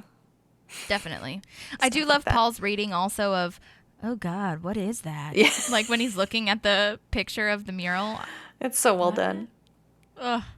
And then Bill Paxton, side note on Donna's, is not from Indiana. He's from Fort Worth, Texas. So FYI on that. Is Bill Paxton from Indiana? Right. Oh, yeah. He's not on Donna's mural. They just talk about him. Yeah. But She just have says you guys... something. Yeah, she just says his name. Had you guys heard of the camel reference before? Like what it actually means? No. No. I know. I wonder if that's something that they use in like government or corporate offices a lot more. I'm not sure. It very well could be. Mm-hmm. Yeah. But yeah, horse designed by a committee. I think it's phenomenal. I think it's great too. Your cats today are kind to like, we are also part of this. Yeah, they really are.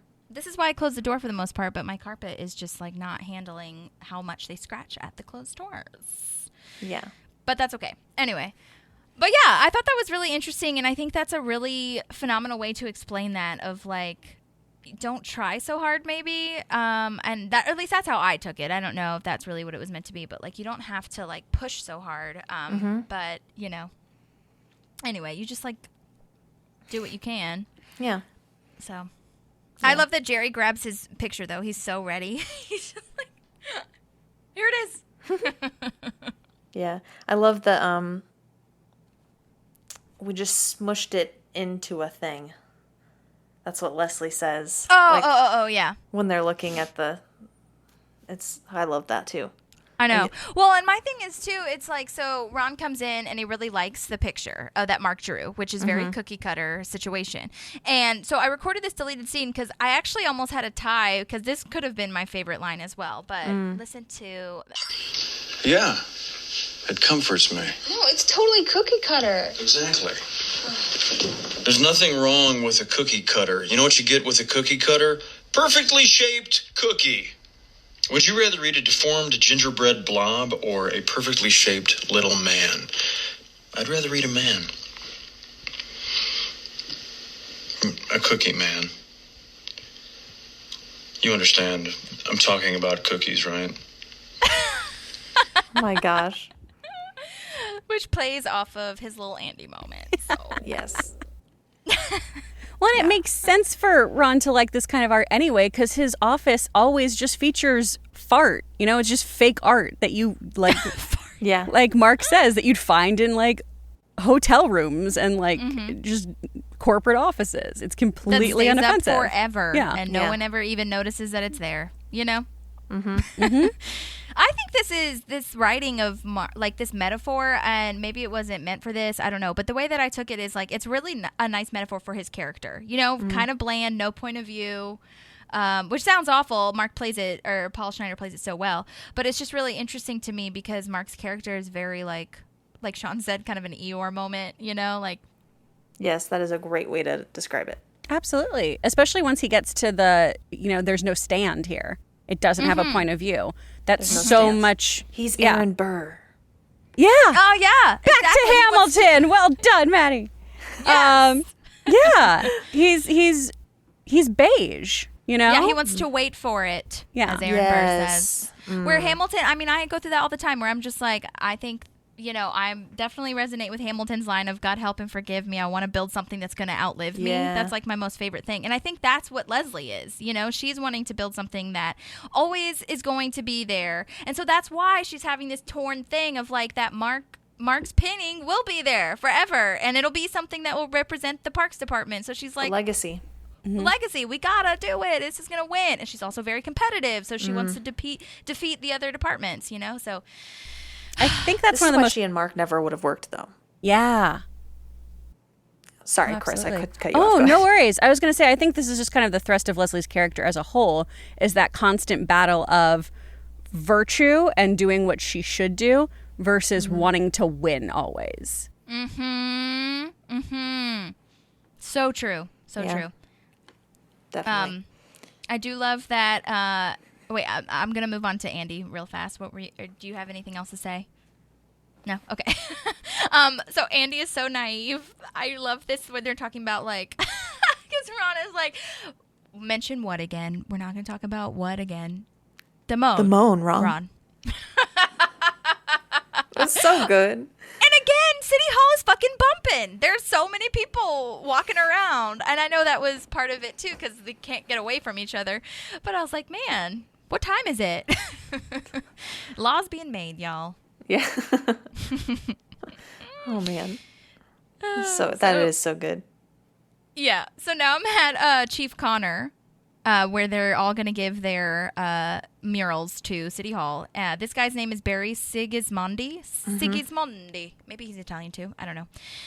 So sorry for that enactment. Awful. But he's been on a ton of shows as a cop, security guard, law enforcement. Like, he's kind of typecast. He's got that look. Absolutely. I couldn't find him anywhere on social media either, so I'll just have to start reaching out to people's agents. You said you couldn't either? Mm-mm. Okay. I looked. Yeah. He did great. I thought he was super fun. I'm glad he comes back. Oh, I do like the ladies with hamburgers. I think that's just so precious. So I was like, oh. That's pretty great. Yeah, and the dogs. Oh, my God. It's so funny. I really like that Mark is smart enough to read Leslie's mind about the camel being fun. Like, even if that's what I feel like Mark is also kind of deeper than meets the eye in a sense, because even if he's bland, he gives people permission to be fun. He just almost needs permission for himself to be fun. That's a good way to look at it. Yeah. Yeah. And I feel like Leslie, that's something that Leslie does, and that's something that even Anne does. I think in some regards, but I like that he's smiling as they go in. That moment is really beautifully played. Muriel, my God, what is going on? I just think that's really acted well, because he's just so happy for them, you know? And I think that's so great, because I feel like if they didn't, they didn't take his mural in, so he definitely could have been like, oh, that sucks. Like, I wanted them to take my mural in and be selfish and stuff, but that's just not who he is. So, and I think he wants to be part of it. He wants to have a happy moment too. You know what I mean? Mm-hmm. Yeah. Definitely. And he gets that with Ron hanging his picture in Ron's office, which is very sweet. Yeah. I like that. I do have something to say about the committee. If you have anything else, though, go ahead. No? Okay. Okay. So this lady on the committee that's asking all the questions. Okay, so her name is Stephanie McVeigh. And oh my God, she is in The Office. Did you guys recognize her at all? No. Who did she play? Oh my God. Okay. So she's the one at the baptism for Cece. I was looking her up on IMDb, and her literal name in The Office is Sconesy Cider. Sconesy? She's Sconesy Cider. She's Sconesy Cider. I was cracking up when I read that character name. I laughed out loud. But yeah, she's the one that's like, just the one jug of apple cider. That's amazing. Love it. She's so wonderful. Yeah, she's great. Stephanie McVeigh. That's her name. So good job, Stephanie. Beautifully done, Sconesy Cider. Right. Exactly. I love that April is also laughing in this. Like, I wonder if that was scripted, because they start to, like, Leslie starts explaining the mural and April starts laughing. And I think it was scripted, honestly, but it definitely could have been improvised, because then everyone else starts kind of laughing, and either that or it was acted very well in the moment, because they were all just having a really good time. Yeah, well, and it makes sense for her to laugh too, because I think a lot of times she feels like an outcast, because she doesn't care about the stuff that they're working on and everything, and this is something she contributed to, and they took her weirdness and made it part of their project, and so she feels included now, and I feel like so it's so natural for her to be laughing with them. Yeah, absolutely. That's so true. Love that. I think that the multimedia project that she did was really interesting. I wouldn't have even thought to like put my phone on the with knee surgeries on replay. Like, what the fuck? Gross. Oh, April. Oh, what a Just weird a whole bunch brain. of gross. Oh, yikes. Oh my gosh. Well, now I'm at where Tom has this moment of, he wants more art done. And so, again, he's being really mean, though, because this is all just anger because he is frustrated with himself, I think, for not having, understood what his emotions mean towards this piece of art. And the whole thing of, shut up and do more art for me. I'm just like, bitch. Yeah. Well, and he picks one up. He goes, "This one's racist." Yeah, and it's like, how? I know. It's a circle. Oh my god. Oh, buddy. Buddy. I have one last thing to say, and it was a deleted scene that I think is so fascinating. So it's really random, but I think I need to share it. There's this random, because I have no idea where it would have gone. Maybe it was another tag. I don't know, because it doesn't really connect with literally anything in this episode. But so Tom is pranking Leslie. You know how Tom pranks Leslie frequently, especially with the Larry Bird picture and saying that it was from Larry Bird, but it wasn't actually. I think this was along this similar line where he hands her Sarah Palin's book, and he says, "You must have made an impact when you met her, because apparently Leslie saw her give a speech or something, and she says, whatever you think about her politics, she's a fascinating person," says Leslie.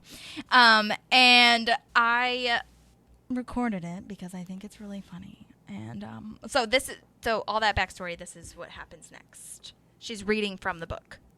Page. For Leslie. See page 217. She signed it? Wow. I may have stumbled, but the way is now clear for a great woman from the heartland, some young Lady Lincoln, to ride into the White House. A woman like Leslie Knope.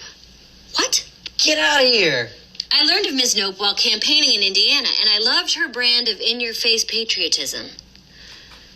Behind every great woman is a great man, and in this case, a greatly sexy man, Tom Haverford. Please, go on.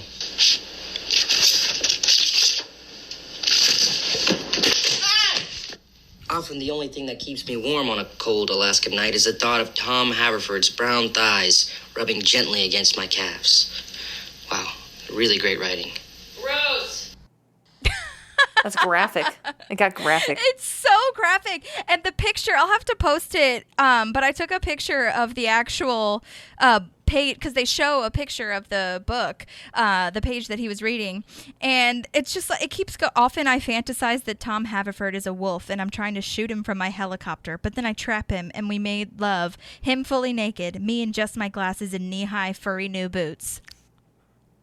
It's like a literal picture of the book that they show on screen. Oh my god. So somebody wrote that for like a 2-second payoff that got cut. So I'm just like, oh, wow. Damn. Wow. That is tragic. Oh, man. Sleazy Tom, y'all. Sleazy Tom. Sleazy Tom. Again, we love a C's, but Tom, you cry. Mm. Well, that was the Camel. Yes. Yay! We did it. Thank you, Kris, so much for being here. This was so fun. Oh my gosh, thank you for having me, y'all. This is delightful. It was so fun to rewatch this episode. Yay! Okay, well, Kris, what are you working on now? What can we talk about and plug for you? Or how can people find you on social media? All that kind of stuff. That's awesome. Thank you for asking. Across the board, I am at actor Kris Carr, Kris K-R-I-S-C-A-R-R. You can find me on Twitter and Instagram that way. I'm a teacher at EEB Studios. I have a voiceover program that is a 3-month program that starts with intro and then 2 months of advance and gets you agent ready if you are interested in pursuing voiceover. And then you can just listen for me in some stuff. I voiced some banks. I voiced some video games. If you're playing Blade and Soul, we've got a new extension coming out, and I'm the baddies in that. Yeah. You just recorded an audiobook. I did just record an audiobook. Thank you for bringing that up. Quarantine, Life from Cholera to COVID-19. It was written actually by my college roommate, Kari Nixon, who is brilliant. And we had this beautiful full circle moment. Because when we were roommates, we would talk about how I was going to be an actor and how she was going to be a writer. And then, a decade later, we're doing it. So yeah, we're pretty pleased with that. That is so wild to me. That is so kismet and crazy, right? And only happens once in a lifetime. It's great. And her book, whether you want to do the audiobook, which is my thing, or read the actual physical text, which I highly recommend, it's a really, really great book that does talk about pandemics over the course of history, being prepared or as prepared you can before this sort of thing. And it also does talk about kind of how we have to have conversations across the aisle no matter what, not to get super political on your podcast here. No, I'm here for it. But it was That's so true. Really important. And, I don't know about you guys, but I lost people during COVID. And so it was a really, really challenging thing to not only voice, but accept that kind of discussion. And it really helped me a lot of, no, vaccines are a privilege and we should really, it shouldn't be politicized. We should just make sure we do it because we're all in this shit together, y'all. Mm-hmm. She puts it much more articulately than I. That's why she's the writer. No, I think you said that so well. What's the book called again? Quarantine Life from Cholera to COVID-19. Okay, gotcha. Cool. And you said that you were I wanted to share this with people too because you worked so hard on it. So you were up at 4 a.m. recording this, right? Because of explain that. There's construction in my neighborhood, and there will be for the next 2 years. Oh my God! They're renovating the high school next door to us. Foolishly, when I moved in here 7 years ago, I was like, "Hey, can you hear a lot of the high school?" And they were like, "No, you can't hear the high school at all." Lies. They have band practice for hours. They set off fireworks every time there's a football game. It's ridiculous. So I'm just this crotchety old lady who's shouting at youths all the time, being like, "Why is your pep rally so shouting loud? At youths. Turn down the Rihanna." But so I'd have to, because of all the construction. Obviously, there's no school, but all this construction. I'd have to get in the booth by 4 a.m. so I could give myself 2 hours of recording time because that's usually when trucks would start lining up was around 6. And Holly, with vocal training, it's real fun in the morning trying to warm up real fast and get in there. Extra fun when you have to do dialects and Victorian words and medical jargon. But we got it done, so I'd either do the really early ones or I'd do super late ones after, the construction workers were gone and rush hour had died down. Because I'm just recording, I do have the booth, but I'm basically in an apartment that's built out of balsa wood and sparklers. I'm gonna get lead poisoning here. They had to sign a waiver, so either I'm gonna get really cool X-Men powers or die a horrible Victorian death. I hope it's the X-Men powers. Man, I'm hoping. That'd be really great. Either one is a noble cause. Either way, hopefully I'll end up on a murder podcast and then Maddie you can listen to it. It'll be great. All full circle. Oh my God. Well, that's awesome. I really like that a lot. And oh my God. Warming up is rough. I mean, I don't think people think about that when they think about voiceover because obviously for singing you've got to warm up, but if you're speaking and using your voice and you're shouting or just doing all these different things that you've got to not break for or drink a lot of water so that you don't come off dry mouth or whatever. Can hear me gulping throughout this podcast. No, because I go through 5 of these a day. And when you do the books and stuff too, I don't know about you, but if I have a whole bunch of performances come out, I don't have caffeine, I don't have alcohol, which adds to the super fun time of deadlines and anxiety. Yeah. We're I can't have any of my coping mechanisms. Oh man. I know. I feel that. I know. I need to be better about caffeine, honestly, before singing. I don't do it right before singing, obviously, or even a lot of the times the day of, but I do it the day before, and sometimes they say that that's one of the things that bleeds over into the next day if you've had a lot, so. Exactly.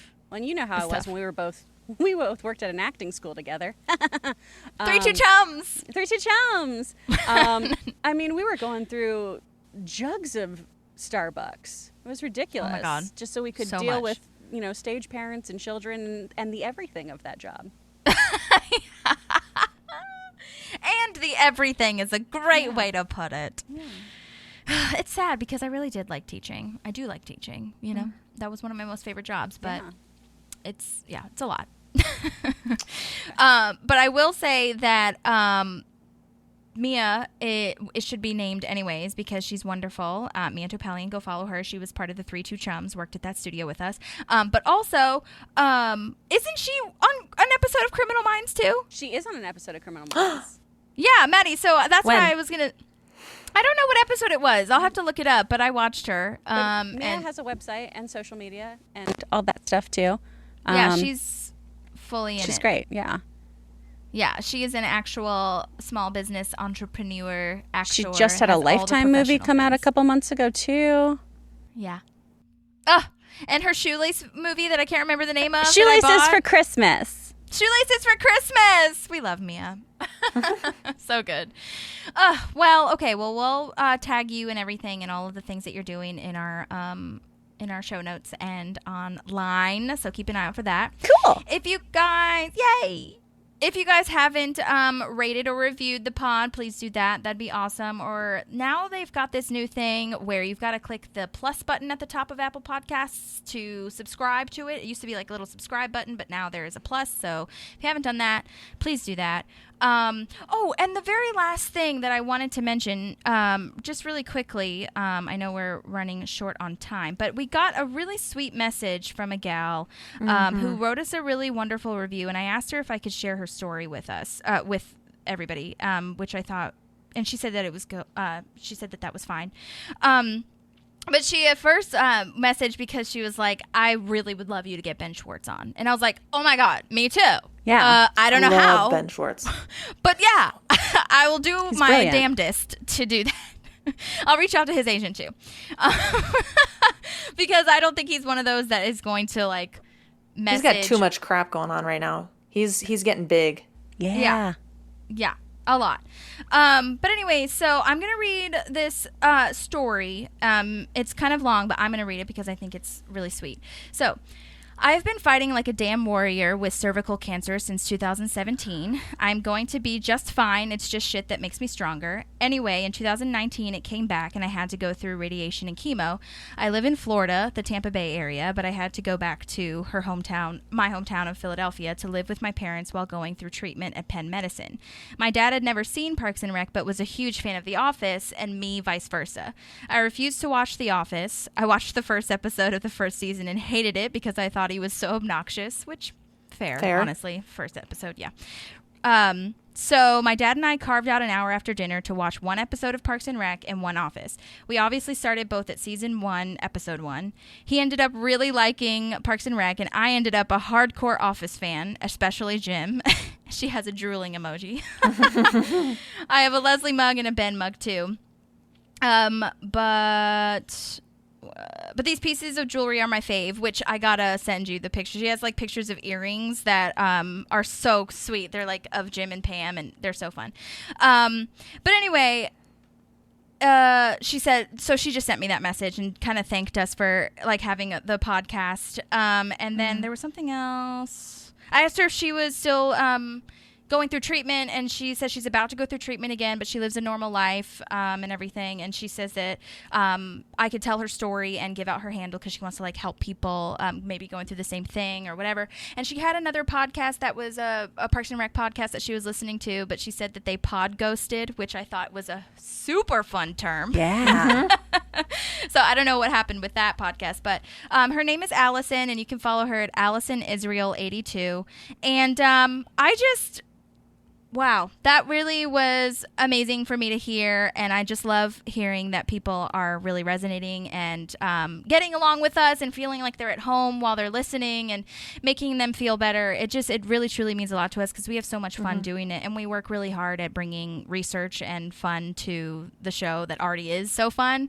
So thank you, Allison, for that review, and I really appreciate it. Honestly, that means so much to us. Yeah, definitely. You'll get through it, Allison. I had cervical cancer and I was diagnosed in 2009. And I did 2 procedures to remove the cancer. So it sounds like you're going through something much more in-depth than I went through. But I understand how scary it can be. And just also, it can just be this annoying thing that you have to deal with in your life too. That kind of bleeds into the day-to-day. So hang in there. Hang in there. Absolutely. Keep going. And we've got you. So I will get fucking Ben Schwartz somehow. Yeah. I'll get him.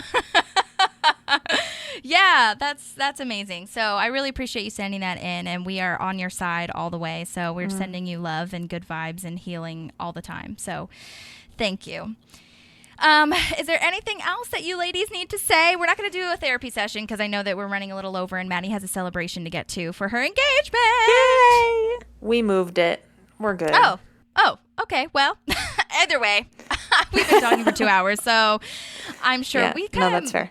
Whenever we have guests, I feel like we kind of mix in therapy with it, so... We went on some tangents, so I think we're good.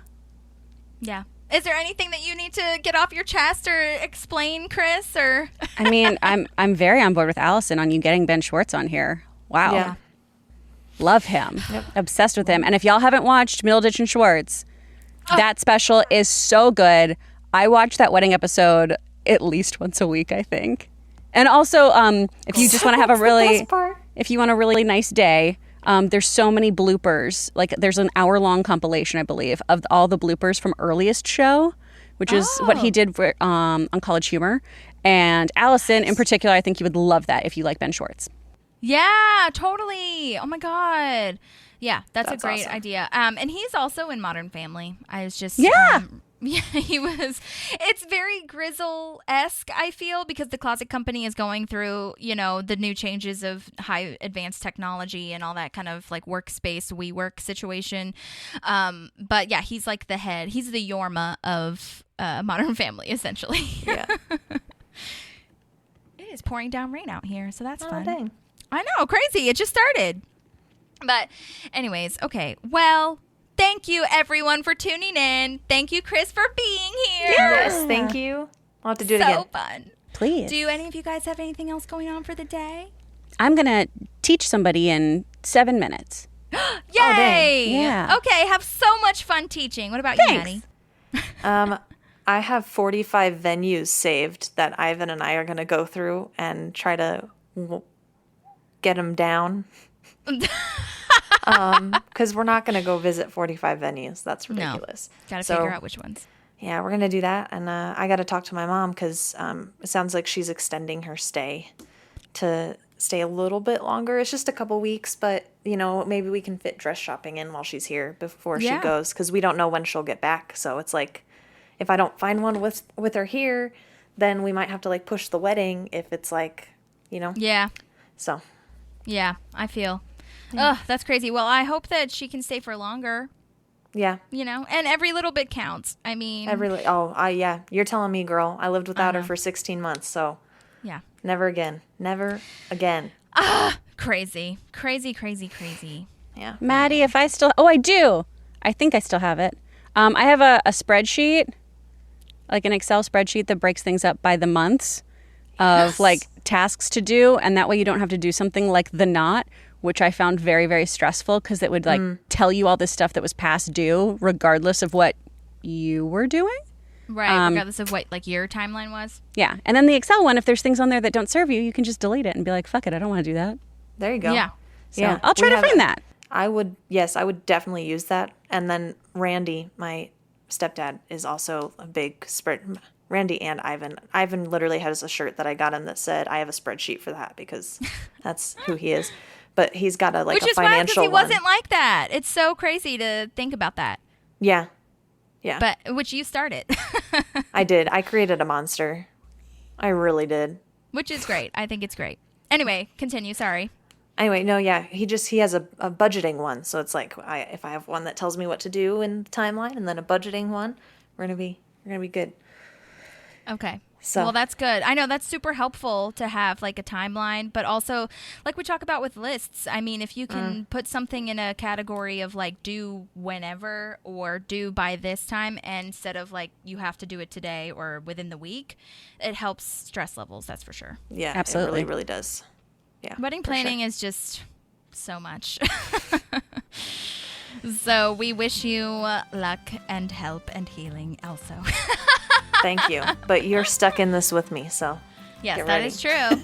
I'm getting ready. I am getting ready. I have like so many things saved that I'm like, send these to Holly, but I was like, I'm gonna wait till after the thing so that I can tell her to prepare for 15 million text messages with pictures. Oh please, you don't have to prepare me. You know me. I do know. I'll just respond when I can, and we'll get it going. It's all good. Awesome. Well, you guys, thank you again for listening. And As I hope that always. you have a wonderful rest of your day, week, all the things. And we'll talk to you guys soon.